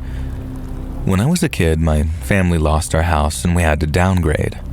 That's what I was told anyway, but honestly, I loved the new house. It was older than our previous zero-lot line house, a row house with 3 floors, a tiny backyard, and an alleyway that ran in between the middle of the houses and then along the back of the properties. To this day, I insist that this new house was better than our much more valuable house from before. The garden was overgrown, filled with mystery and wonder for a kid like me. There was a broken-down greenhouse that contained all sorts of treasures, and the people next door owned a tortoise that would sometimes break into our yard. There was a crumbling shed filled with the remnants of the last owners, and next to that, adjacent to the back alley, was a big pile of trash made up of things from our move, like mattresses and boxes, but also discarded garden equipment, sort of a bunch of statues and ornaments, all sorts of crazy fun things for an 8-year-old boy like me to mess with. The trash pile in the garden was fenced off from within the garden, and the gate had rusted shut. I could climb over it, but I'd been banned from doing so by my mom and was worried about me falling over the fence and impaling myself on a rake or a garden gnome or something. If I wanted to explore the trash paradise, I had to exit through the front door, walk a few houses down, and then head down the alleyway and around the back of the houses where the trash pile had a much more accessible gate. And this is what I was doing on the day this happened. I walked down the long, dark, and honestly a bit scary arched tunnel leading to the open-air back alley. There was all sorts of old graffiti on the bricks, and not spray paint or tags, but scratches using stones from the ground. The neighborhood's past kids had left their mark, and I've always paused to read some of it before continuing on. Janice plus John forever. Betsy and Evelyn lived here 1963. Things like that. I still live in my childhood home to this day, so I see these scribblings regularly. I've added a few of my own over the years with some friends. I just read a new one that said something like, Arthur ate his kids, and it put the spooks in me, understandably. So I guess I was a little jumpy when I emerged from the darkness and into the alley. I looked up and down just to see if any of the neighborhood kids were back here, and the alley was completely unoccupied from both ends. I walked past the 3 back gardens that led to my own. When I reached mine, I tried to unlatch the gate, but the metal hook had gotten rusted or stuck somehow since the last time I used it. I was reaching over the fence trying to work out why it wouldn't come unhooked when I felt rough, pinching fingers on my arm. I spun around and came face to face with an ancient-looking man. He wasn't one of those kindly, pleasant-looking old folks. This guy had a mean, spiteful look in his eyes. He had dirty whiskers sprouting from his chin and wiry white hair that had yellowed with tobacco discoloration at the temples. In my memory, his irises were non-existent, just huge black pupils swimming in his scleras. Tufts of hair grew from his nostrils, and his big ears protruded in a way that almost made me laugh. It was hard to laugh with his tight, vicious grip on my arm, though. The man absolutely stank, too, of dampness and just body odor. I tried to pull away, but his fingernails dug into my arm. He asked me what the hell I was doing, snooping back here. I told him I lived here, and he spat out that he thought I was a liar. And when he talked, I saw his teeth weren't just yellow. They were brown, black, or even missing. His breath stank of death. And that's the best I can describe it. My mind immediately went back to the graffiti that I'd just seen. Arthur ate his kids. And this guy certainly smelled like he'd eaten a kid or two in his day. The old man tugged on my arm again hard and made me wince in pain.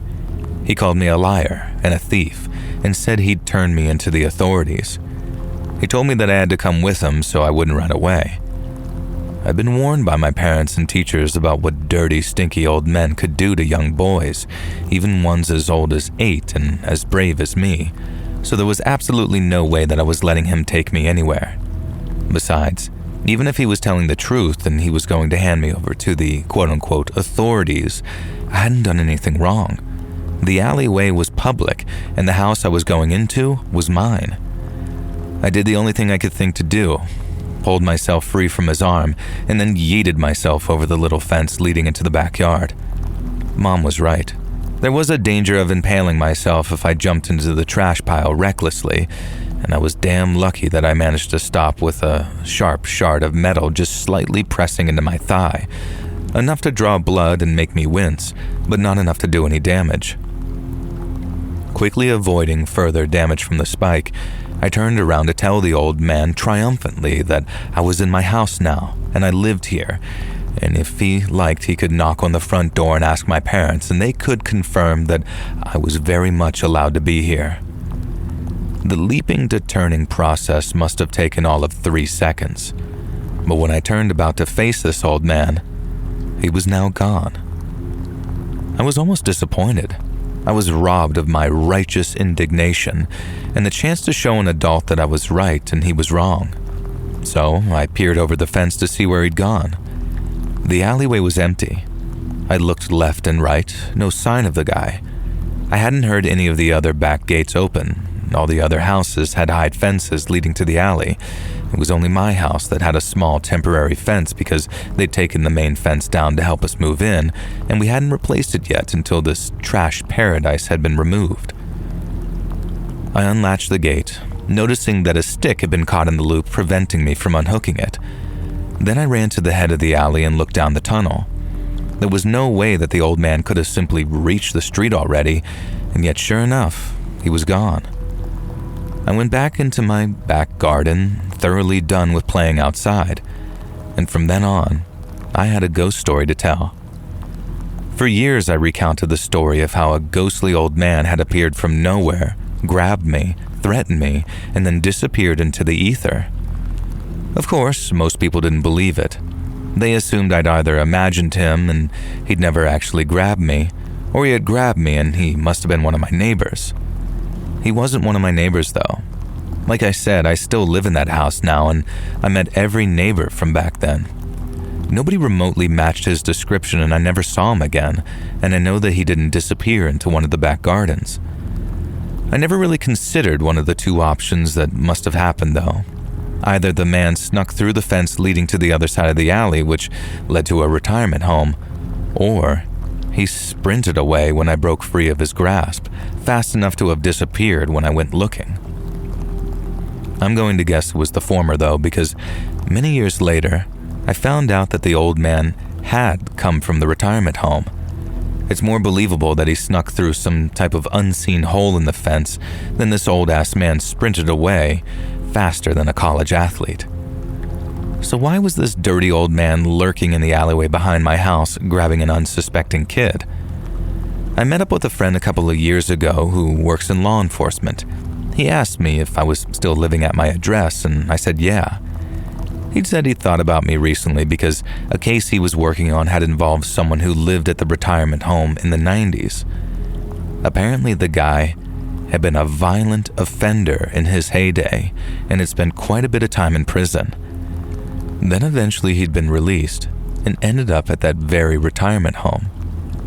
My buddy wouldn't tell me exactly what this guy had done, but he was horrified and almost actively angry at the fact that I'd never been informed that such a violent offender lived behind my property. After I met with my buddy, I asked my parents if they'd ever known about it, and they hadn't, so I guess we just didn't have to be informed back then. Now back to the present with my buddy though, he told me that the guy was long dead now and that he'd cropped up as a potential accomplice of a current suspect they had who was part of a ring. So my buddy was curious if I'd never seen anyone being weird with kids around my area. He described the man, and while I can't be sure because ultimately he was generic skeevy old white dude, it very much sounded like the ghost who grabbed me in the alley. And I reminded my friend about my true ghost story from my childhood, which I told him and others a bunch of times, and we both went a bit pale and quiet. Honestly, I think I preferred it when I thought the old fogey was just some ghost. I can look back on a ghostly encounter with wonder and excitement.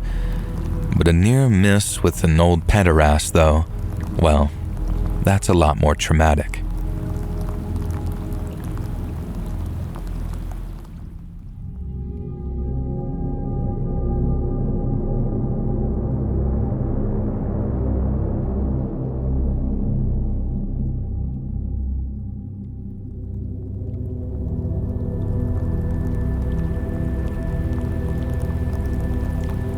Almost 20 years ago, I joined a volunteer search party looking for a missing kid up in the Catskills. It was a cold morning when I showed up at this place called Platte Clove Valley, a retiree with too much free time on my hands and a nagging need to do something useful with myself. The kid was a 6-year-old boy, last seen chasing a stray dog into the woods. The police had called the volunteers for help, and then myself and about 50 other volunteers answered the call. Under the supervision of cops and professional search and rescuers, we searched all morning without any luck. It rained in the afternoon, and about a dozen people headed home soaking wet. The rest of us were told that we were welcome to carry on searching into the night, so that's what we did. It made for a tough going. It was very cold, it rained again, and the nature of the terrain meant that we were almost constantly walking up one hill after the other. The group spread out in a loose line of these bobbing flashlights, and we called the boy's name over and over, and some of us yelled till we lost our voice. My back got really stiff from the hours of walking, and after a while it started to really hurt, but I kept moving. The thought of some kid out there all alone and afraid kept me going long into the night. I'd like to say that all of my fellow volunteers were good eggs, but one caught my eye early on, and not for the right reasons. He was quiet, kept to himself, and was always lingering at the edge of the group. He wore this faded green jacket, the hood pulled low over his face when it rained, and he moved with a very strange kind of caution about him.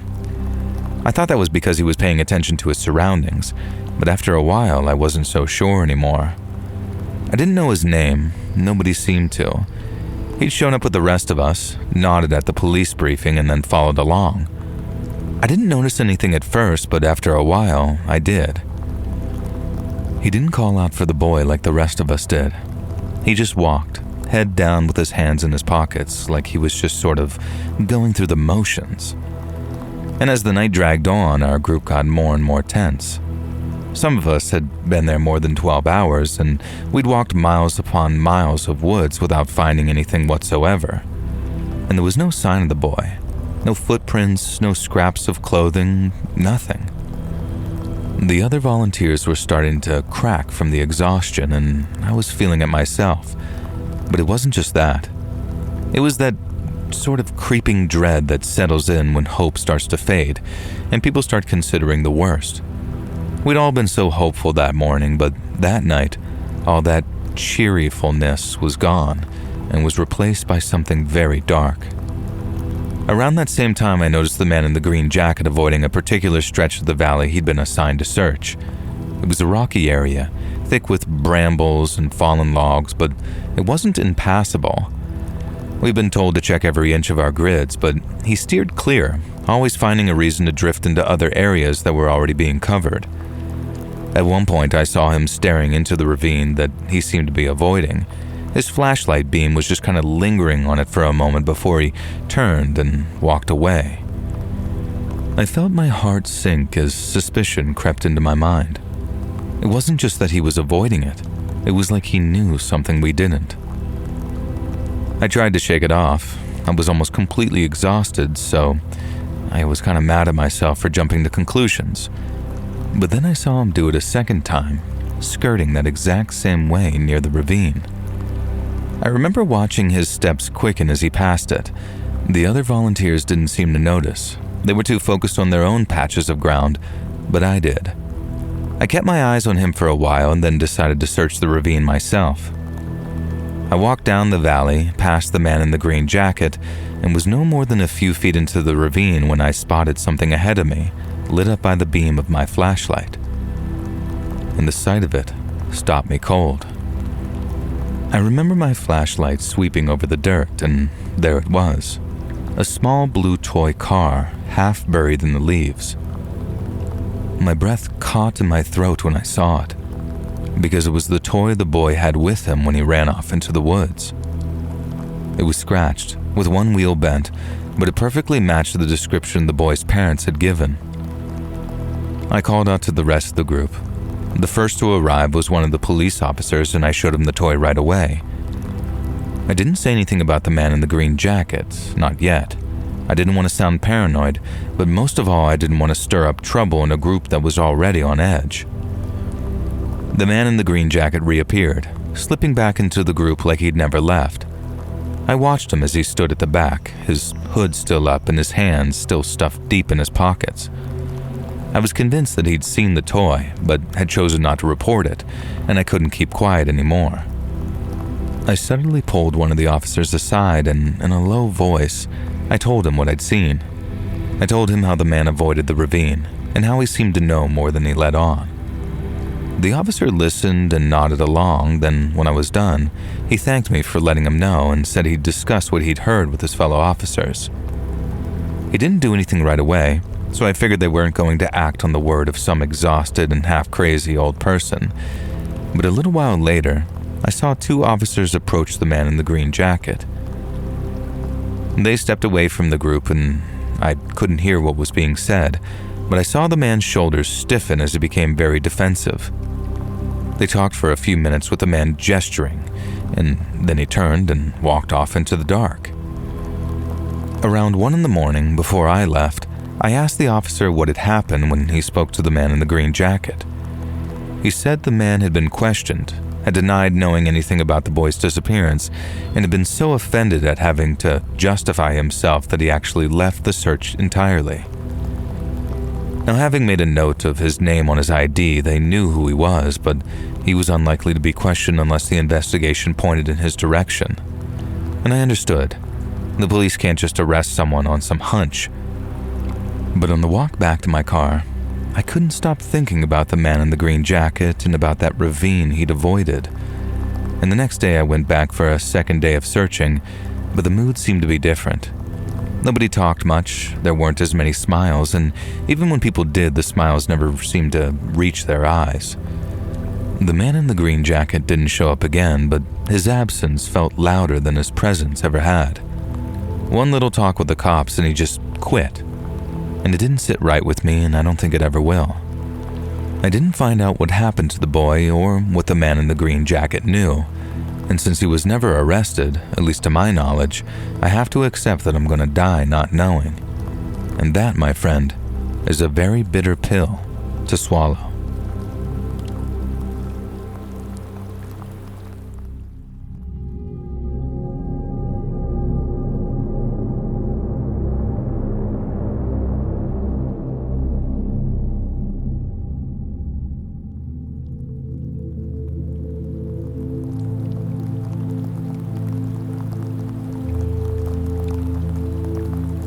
So me and my family moved to a new town in the early 2000s. Dad got a promotion at work, so we upgraded and moved to a nice place in the suburbs.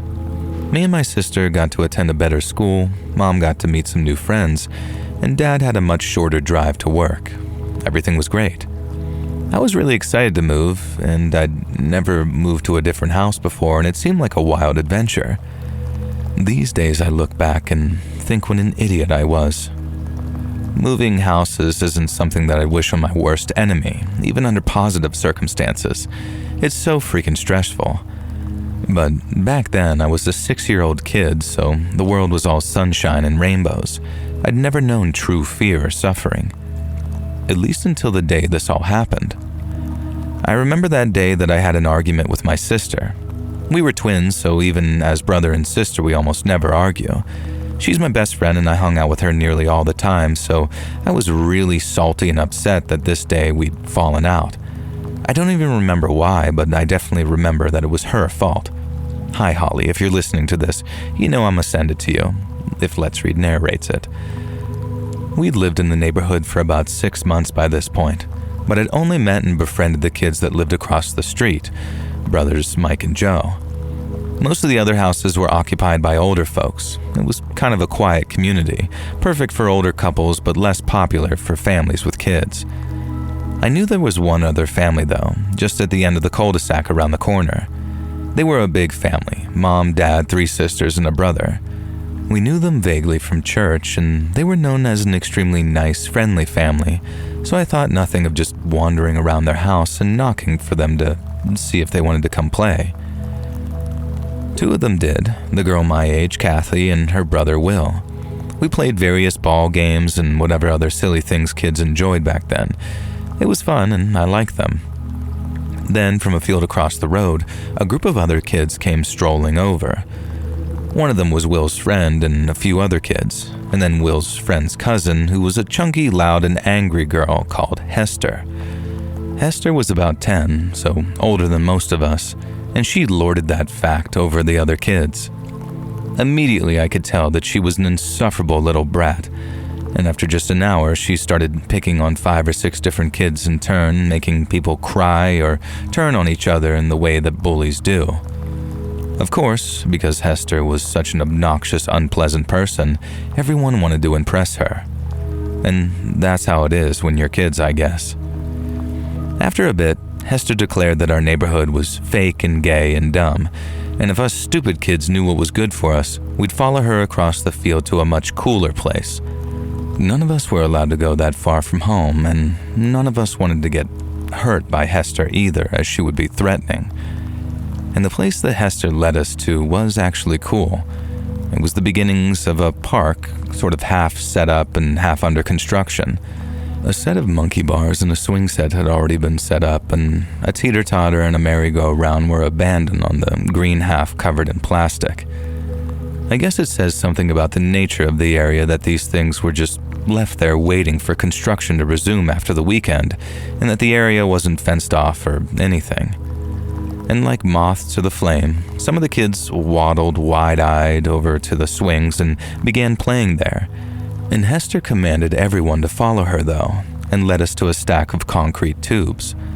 They were stacked in a pyramid shape, 3 on the bottom, 2 in the middle, 1 on the top. Who's brave enough to go inside? Hester screeched, pointing at the middle tube on the bottom. And this seemed like a terribly stupid idea. The tubes were fastened together with some kind of metallic straps that held them in place, but even then, and even at 6, I was aware that these tubes were potentially incredibly dangerous, and incredibly stupid that anyone had left them unattended. I'll do it, I said. So I got down on my hands and knees and carefully, nervously crawled into the tube. And I called that I was in, and then behind me, the light disappeared. I tried to turn around and discovered that the tube was just too small for me to turn around in. And that's how I discovered that I suffer from crippling claustrophobia. I began to panic almost immediately, backing down the tube. My foot pressed against something. Hester and the other kids had put some kind of board or block over the exit. I tried to force against it, but the concrete scraped my bare knees and I couldn't get any trajectory to kick back against whatever they were holding there. And frantically, I already started to cry. I began to sort of crawl down the pipe towards the other end. It was very slow going. The pipe was about 20 feet long, made of rough, spiky concrete and little stones that dug painfully into my knees. I was about halfway to the end when Hester's face appeared in front of me at the end of the tube. She yelled at me that I was stuck in there and called me a little crybaby. This, of course, made me cry, which made the other kids start laughing at me, taunting me to impress Hester. Her ugly face looked in again, and then everything went dark as they covered that end of the tube with a board, too. I began to absolutely freak out, screaming and crying. I looked over my shoulder and saw from behind me. I realized they only had one board to cover the exit and were running back and forth outside. I began moving backwards, pleading with them to let me out. I heard Hester yell, and just as I'd neared the other end, light poured in far ahead of me and they covered the exit and freedom yet again. Like I said, I'd never experienced my true fear or suffering until that point, but suddenly it was like a little imp was sitting on my shoulders, punching me rapidly and repeatedly in the temples. I began absolutely hollering, crying, screaming, and begging them to let me out. Hester laughed and yelled at me to go to the other end, that the board was stuck, but I could get out if I crawled. So I crawled, blinking towards the light through my tears, and sure enough, when I was near the end, the kids jeered and howled at me, and then covered the end instead. And this process went on a couple of more times, each time with Hester promising me that they'd let me out this time, and each time they'd cover the exit. And by now I was cut up and bloody and screaming and obviously crying, and to this day I don't know what kind of psychopathic little brat Hester must have been to keep this up. In defense of the other kids, by now a few of them were arguing with her, shouting at her even, and I didn't know it, but Kathy and Will had already left to go get an adult at this point. As far as I knew from within my concrete tomb, though, all of those kids were out there enjoying it, and they wanted me dead. I don't know if I had some kind of actual seizure or if it was just a panic attack, but I began flailing and kicking. My skin burned with agony as I punched and kicked the concrete interior of the tube.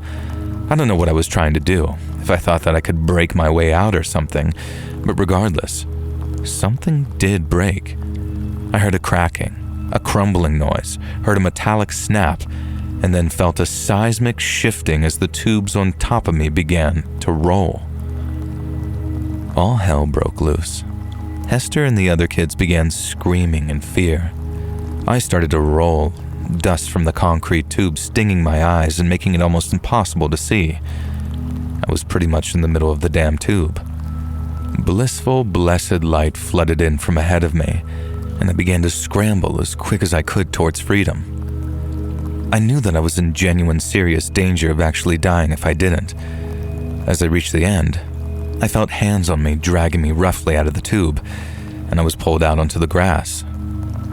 Then I heard this rumble and a crunch, and heard the most haunting, ear-splitting scream, the worst sound I'd ever heard in my life. Kathy and Will's dad, Jack, was the one who pulled me to safety. They'd gone and told him what Hester was doing, and he'd come out to check and then rushed over in horror when he saw what the kids were doing to me. Meanwhile, Holly had come to apologize and witnessed me being pulled from the concrete tube seconds before it cracked and caved in on itself. If Jack hadn't pulled me out those last few feet, I genuinely don't think that I'd be here to write this story, at least not in one piece. The horrific scream that I heard had come from Hester's cousin, George, Will's friend who lived nearby. One of the concrete tubes had just rolled off the stack and literally crushed his leg. I caught a glimpse of it as I was carried away by Jack, and holy crap, it was like there wasn't even a leg there. He was eventually fine, thankfully, but he had to have multiple metal pins surgically inserted into his leg, and a bunch of physical therapy, and Hester's family had to foot the entire bill. I have no idea what happened to her, and I wish her all the best, and I hope she went on to have a great and fulfilling life. Just kidding. I don't think I can really say what I feel about her without getting you demonetized. And so that's the childhood trauma that still keeps me up at night to this day. I still can't stay in enclosed spaces. Even elevators make me panic, and while I can manage them if I have to, I'd always rather take the stairs.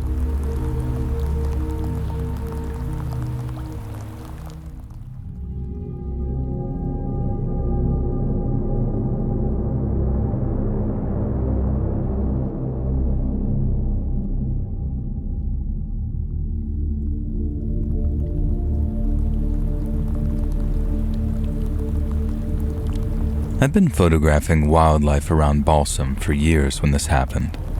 Trail cameras were my eyes when I wasn't there, and I'd rig them to the trees and they'd snap motion-triggered shots day and night. Now that summer that this happened, I set up 5 cameras near a stream where bears often wandered, and the plan was simple. I'd leave them for a week, retrieve the footage, and sort through the images for keepers.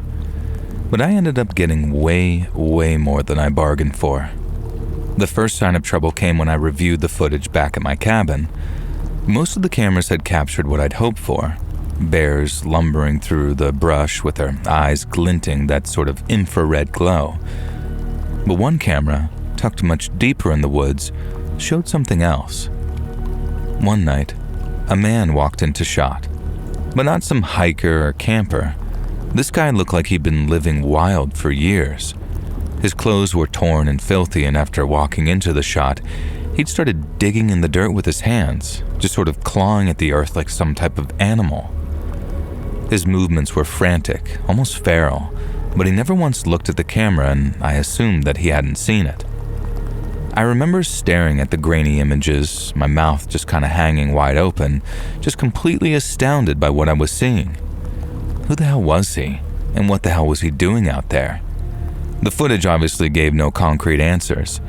All I had were pictures of him scraping at the ground in the middle of the night. It wasn't so much what he was doing either. It was the way he was doing it. Something about the way he moved, the way his head twitched as he worked, it scared the crap out of me. So, rather than be in the same section of the forest as this dude, I decided to retrieve the cameras the next day, a whole 2 days earlier than planned. I wanted those images safe, and I didn't like the idea of being alone in the woods with someone like that walking around at night. The next morning, I hiked back to the stream where I'd rigged the cameras. I found the first camera easily, but the second I saw it, my heart sank. The lens was shattered and the casing cracked like someone had taken a rock to it. I checked the next one and found the same thing. Someone had smashed it to pieces. By the third one, my hands were already shaking with anger. 4 out of 5 were ruined with their memory cards either missing or found crushed on the ground where they'd been rigged. Only one camera, deepest in the woods, was still intact.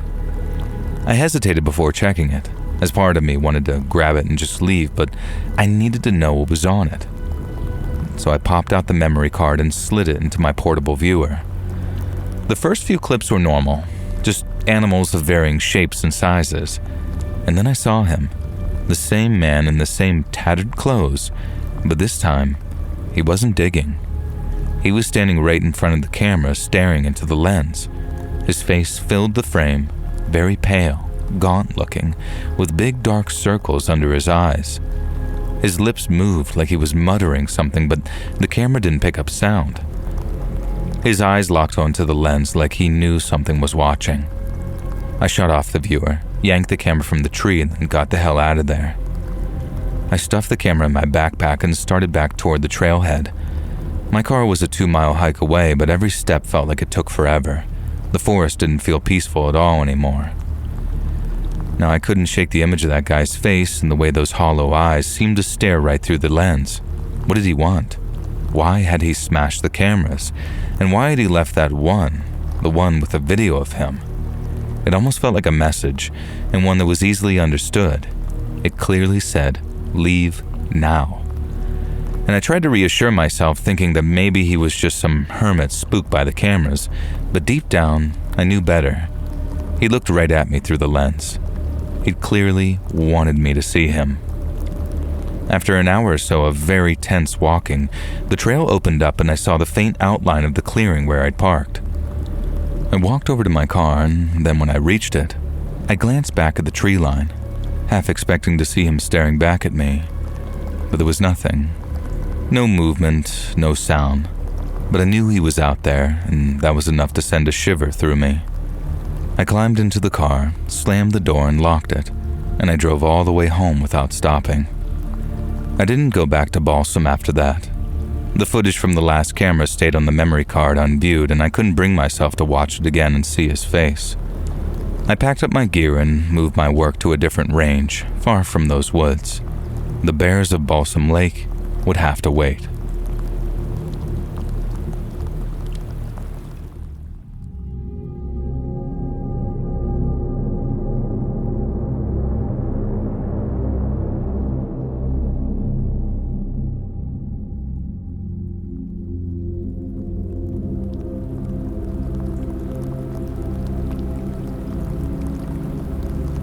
I have an absolutely weird story for you, and it drives me nuts that I've never been able to work out the exact truth behind it. So maybe you and your listeners can give me some theories. At the very least, maybe it'll help me stop having nightmares about it if I finally talk about it to strangers on the internet. It was a pretty bad week to start with. Mom had asked her friend if I could stay with them in the weekdays before she had to do a work thing. Mom's friend had 2 kids, Benny and Daniel. Benny was my age and was my friend from school, and Daniel was younger. She was kind of a whiny, wet blanket kid who was constantly crying and moaning and kicking up a fuss about stuff. And that's why Benny and I didn't really take it seriously that day when Daniel fell and wouldn't get up. Instead, he just sat there, screaming and crying, saying, "It hurts, it hurts." We laughed at him to start with. It had only been a little fall, tripping backwards onto his butt. But when he carried on crying, we realized that maybe he was serious this time. Long story short, he had fallen backwards against the furnace of this fireplace thing and cracked his tailbone. Easy enough to recover from, but it required a hospital trip.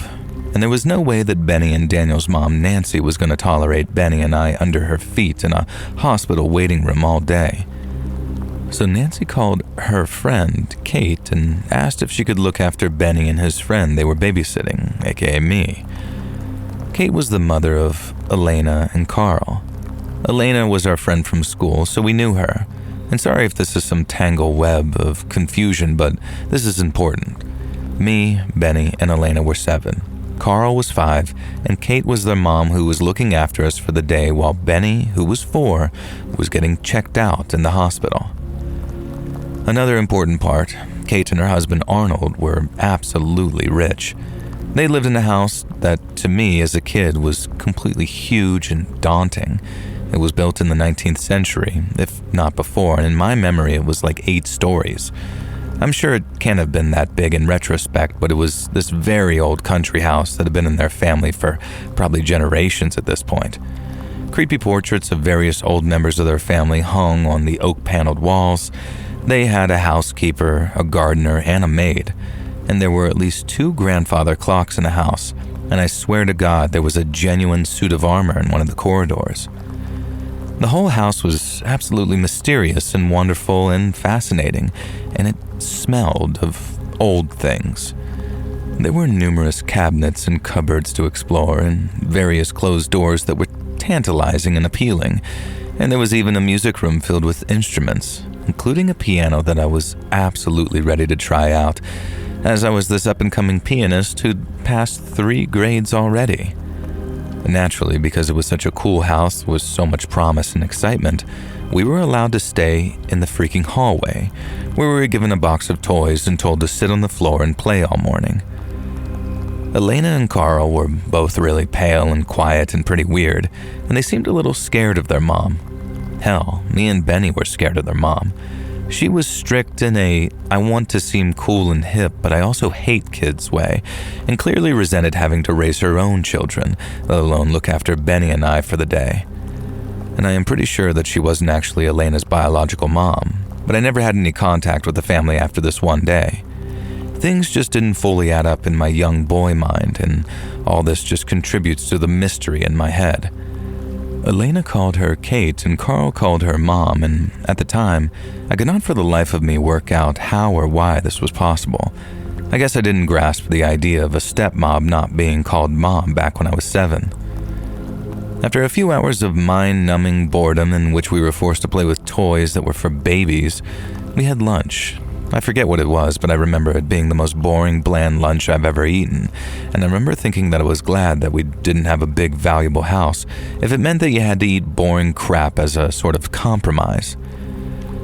Benny was normally the class clown, but I guess he'd been babysat by Kate before because he was on his best boring behavior that day. He'd barely talk, in fact, and it was really unsettling to see my friend acting so muted. He was normally the leader, and he would get us into all sorts of trouble. After lunch, Kate allowed us to play in the garden, which was a sprawling, mysterious wonderland of trees. There was a pond, flower beds, and a vegetable garden. So of course, we were only allowed to stay on the patio area, in sight of Kate at all times while she sat in the kitchen watching daytime TV. After half an hour, it began to rain, and Elena and Carl would apparently catch pneumonia if they stayed in the rain, so off we all went back to the cold tiled hallway where we had to play with baby toys again. After a while, Kate announced that she was going to take a nap, and I watched her disappear up 2 flights of stairs. Not that she'd been watching us before, she'd been in the other room with the door half open, but now that Kate had fully left, I was hoping it meant that we could actually do something a bit more exciting. I suggested this to the others, but Elena seemed horrified and said that we had to do what Kate said and we'd better stay in the hallway playing with Carl's jigsaw puzzles because it wouldn't be good to get into trouble. Benny had gone to the bathroom and hadn't come back for 10 minutes. I looked around at the home with this very sad longing. Surely there had to be something cool we could do. I asked Elena if the house was haunted, and Carl began to sniffle, and Elena explained that he was afraid of ghosts. God, what a crybaby. He made Danny look like a badass, and Elena explained that no, there were no ghosts here. I asked who else lived there, and she said it was just her, Kate, and their dad, who was always away during the week in the city. Even at 7 years old, I knew enough to feel bad for Elena here. Kate clearly wasn't a nice mom, and I kinda understood why Elena was always on her own and lonely at school. I asked about the house staff, and Elena said that they came from the nearby village a few days a week. And I found it incredible that such a huge house could have so few people living in it, especially when the kids seemingly weren't allowed in most of the rooms. Benny still wasn't back, and I needed to use the bathroom. At first, Elena said that I'd have to wait, but then she relented and said that there was one upstairs as long as I promised not to touch or break anything. I needed to pee so bad I thought that I was actually going to wet myself, so I promised her on my life. She told me it was upstairs and on the left, so I ran upstairs, quiet as I could so Kate wouldn't hear and yell at me. I found the bathroom, and it looked and smelled like my great Nan's bathroom, full of pink doilies and one of those knitted toilet roll covers with a doll's body in it. None of it looked like it belonged to a young modern family, and the whole place was so weird. I washed my hands and left the bathroom. I was about to go downstairs and behave myself, honestly, but then I heard sounds coming from one of the rooms. I knew Kate had gone up to the next floor and their dad was away for work, so I thought maybe Benny had come upstairs even though there was no way that he could have gotten up here without seeing me. I approached the door. I heard another sound from inside, and it sounded like a person in distress. To this day, I would swear that I heard the word help. I opened the door, and the sight that lay inside stays with me into adulthood. It was my first real experience of seeing a genuinely sick person. A 4-poster bed sat in the middle of the room, surrounded by translucent medical-style curtains. Monitors and machines beep from beside the bed. I didn't recognize them at the time, but since I know there was at least a heart monitor and some kind of machine to aid with breathing. There were a couple of other machines there too that I can't even begin to tell you the function of. The room stank of illness and antiseptic. It had the function of a hospital room, but otherwise it was like the rest of the house. Oak-paneled walls, old furniture, fancy cabinets, and yes, another grandfather clock. It was just the bed, the machines, and the person in the bed that were out of place. I took a step in the room, trying to see more details of the figure that lay in the bed. I genuinely can't be sure if I'm misremembering this, but in my head, I remember her being fully covered in a sheet, almost like a shroud. I genuinely thought that I was looking at a dead body at first. Then I realized the machines at least suggested that the person was alive, and looking closer I could see the sheet rising and falling as the person breathed. I had a vague understanding of what a coma was, and it occurred to me that this mysterious person hidden away in the bedroom of this huge house might be in one.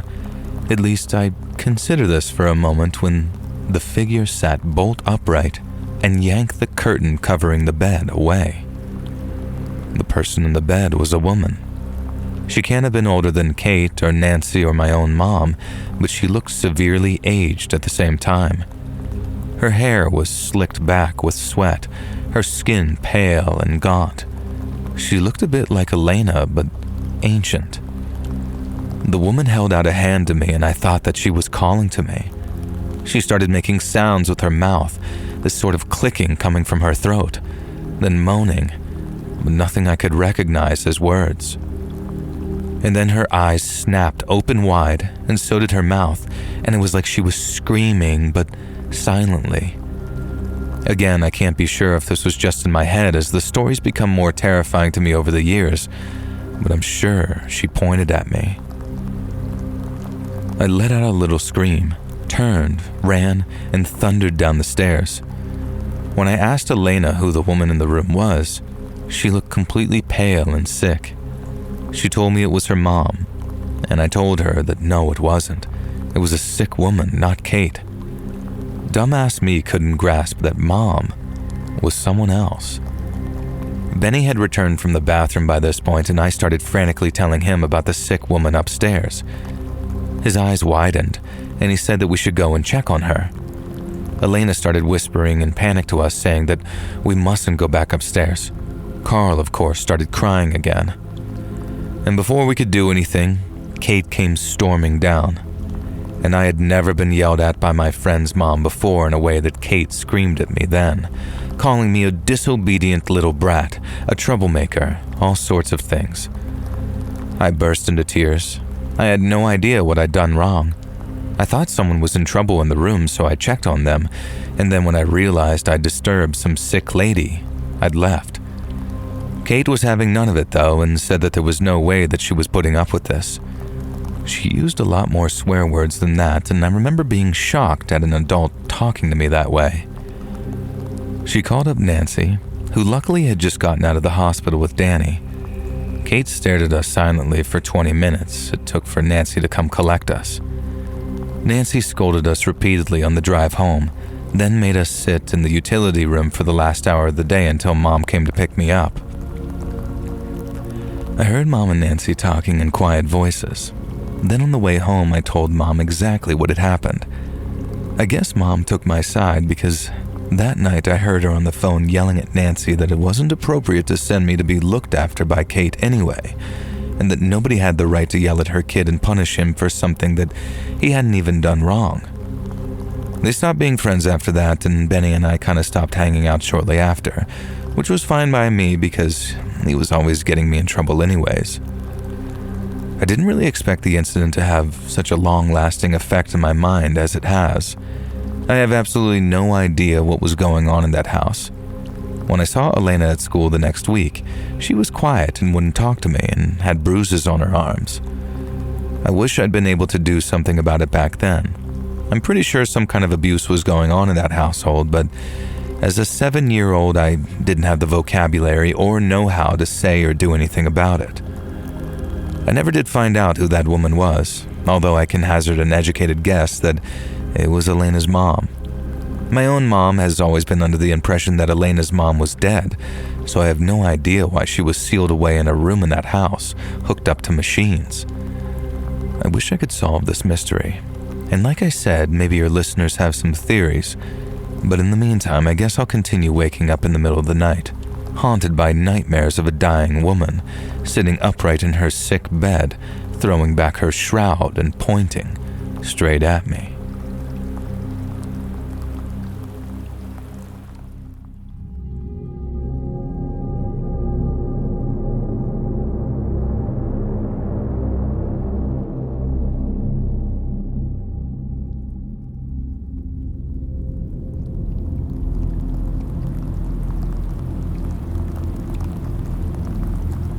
This is a story that happened to me in the UK when I was a kid.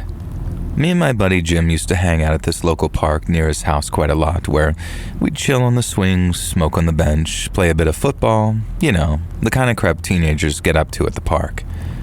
We were honestly good friends, goody two-shoes even, and just never got up to anything sordid, really.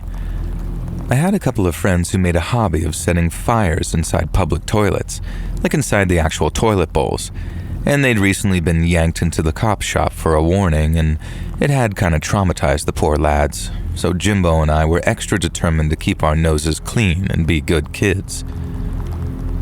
We were walking back to my house down a street we'd walked down a billion times.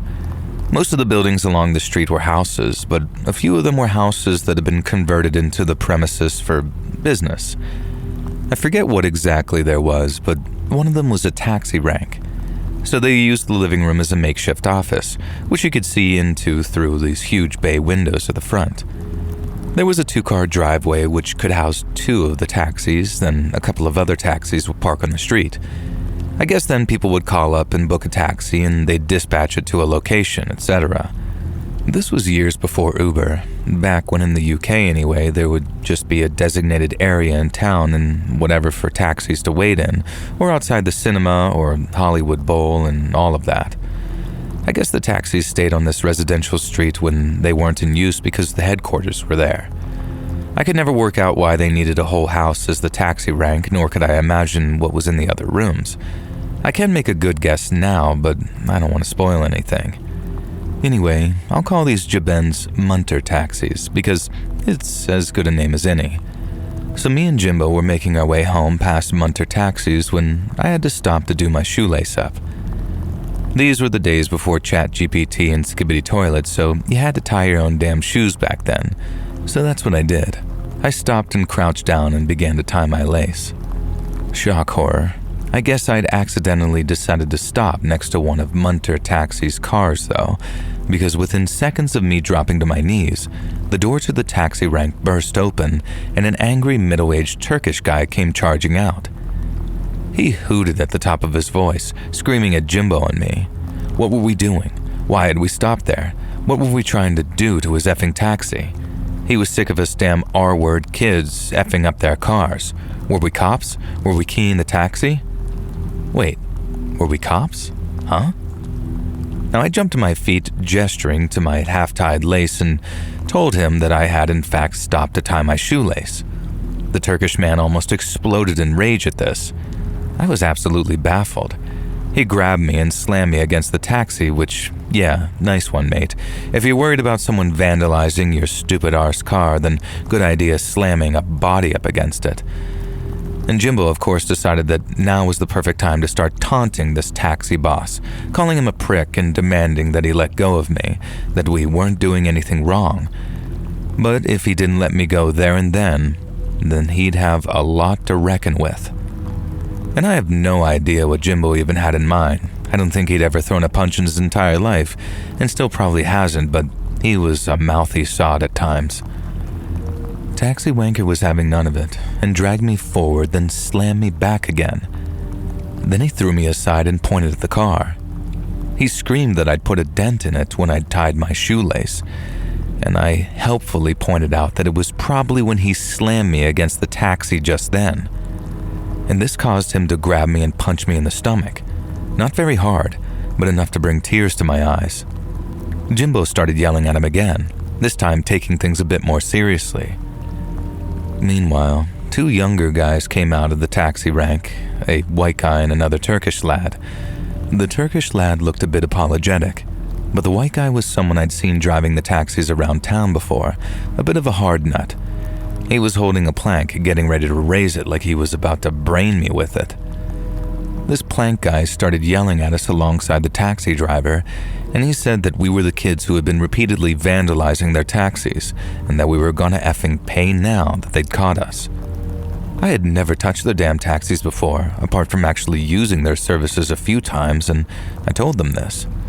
I said we lived nearby and were just walking home, and I'd stopped to tie my lace. I again pointed out that my lace was untied, and if they'd just look, they'd see that I hadn't done anything to the freaking taxi. Young Turk leaned in and whispered something to this taxi guy. Plank guy did that thing that the hard kids in schools do, where they lunge at you and then stop, trying to intimidate me. He waved the plank around, and I genuinely thought that he was going to hit me for a second. Jimbo had his phone out, and this was the days of the Nokia 3310s, so we didn't have cameras and stuff like that, but we did have the means to call the law. Jimbo said he was going to dial 999 because we had nothing to hide, and this caused Taxi Wanker to freak out. He started screaming and hollering that if we called the law, we'd be dead men. And Christ on a cracker, buddy, overreacting much? And that's when I twigged that maybe something more serious was going on here than a taxi firm being protective over their vehicles. I figured we probably needed to extricate ourselves from the situation pretty sharply, and I shot Jimbo a look, hoping he'd understand exactly what I was thinking. Instead, he called the men a bunch of tossers. Well, nothing for it. I shoved Taxi Wanker with all my might, knocking him into the plank man, and then Jimbo and I pounded sand and ran down the street, darting across the busy main road and narrowly missing being flattened by the number 8 bus to Staple Grove. Then we were back at my house and home free. My stomach hurt where Taxi Wanker had punched me, but other than that, we were safe, and we vowed that we wouldn't take that shortcut back from the park anymore, and thought nothing of it. Now, a few months later, my dad showed me a story in the paper. A local taxi firm had been shut down for their role in distributing heroin and cocaine. And get this, smuggling blood diamonds. And yep, of course, it was Munter Taxis. So I guess that's why they used an entire house as their headquarters, storing and packing drugs, and again, I emphasize this, blood diamonds. Now, Jimbo and I almost came a cropper from honest-to-God blood diamond smugglers. That's kind of badass, if not a bit terrifying, and in retrospect, it's no wonder they got so touchy-feely about me stopping to tie my shoe.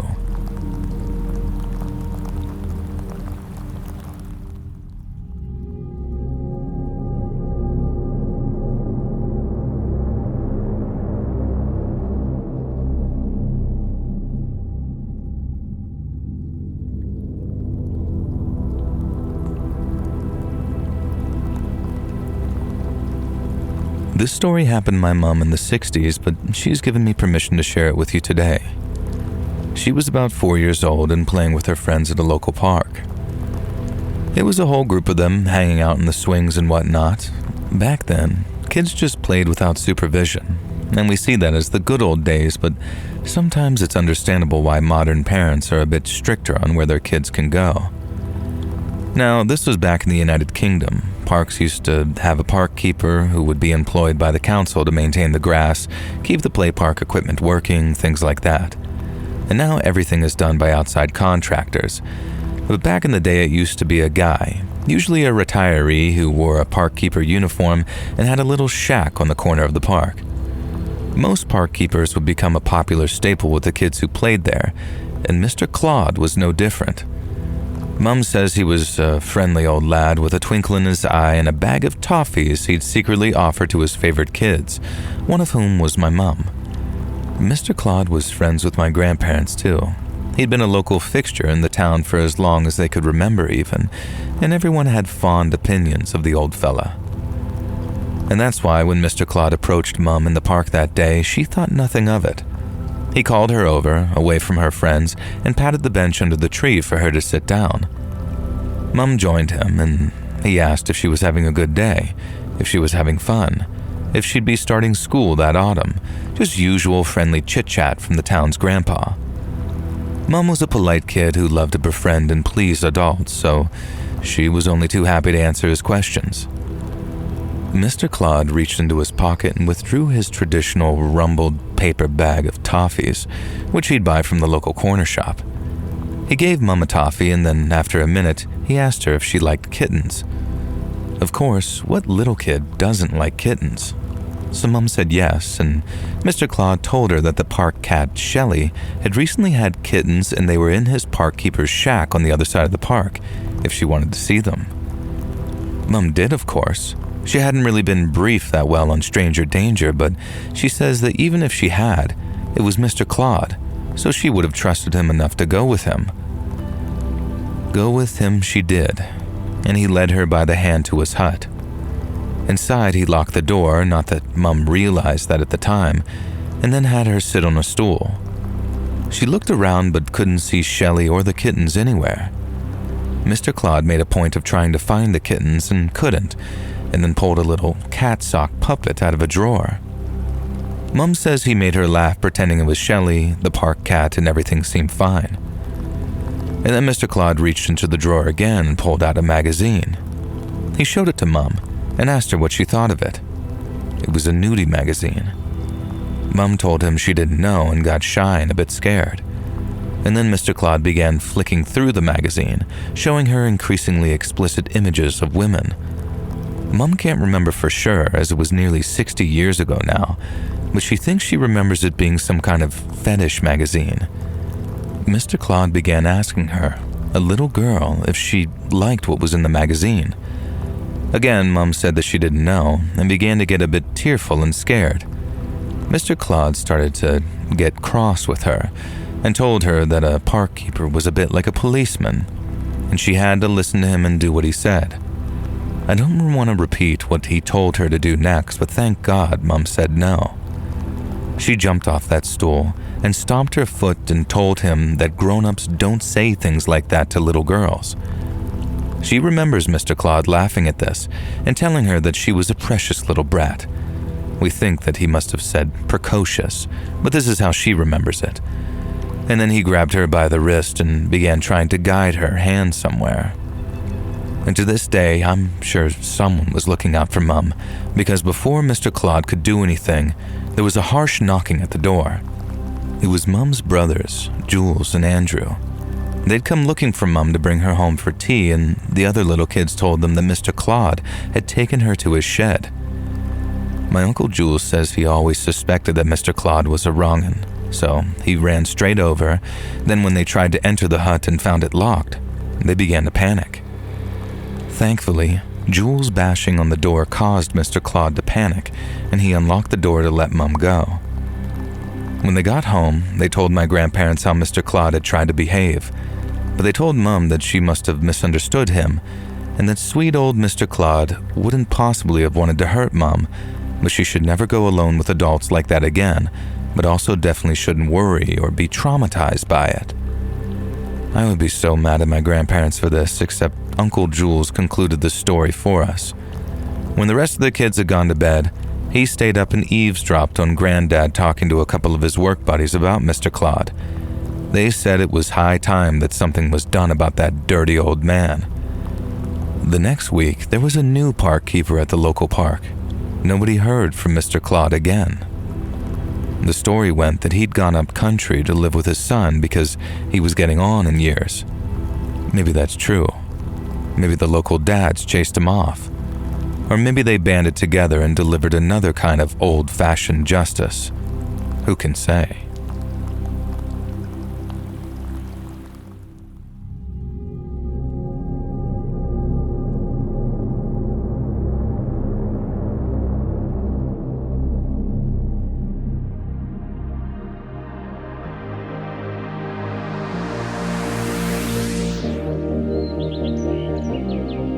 Hey friends, thanks for listening.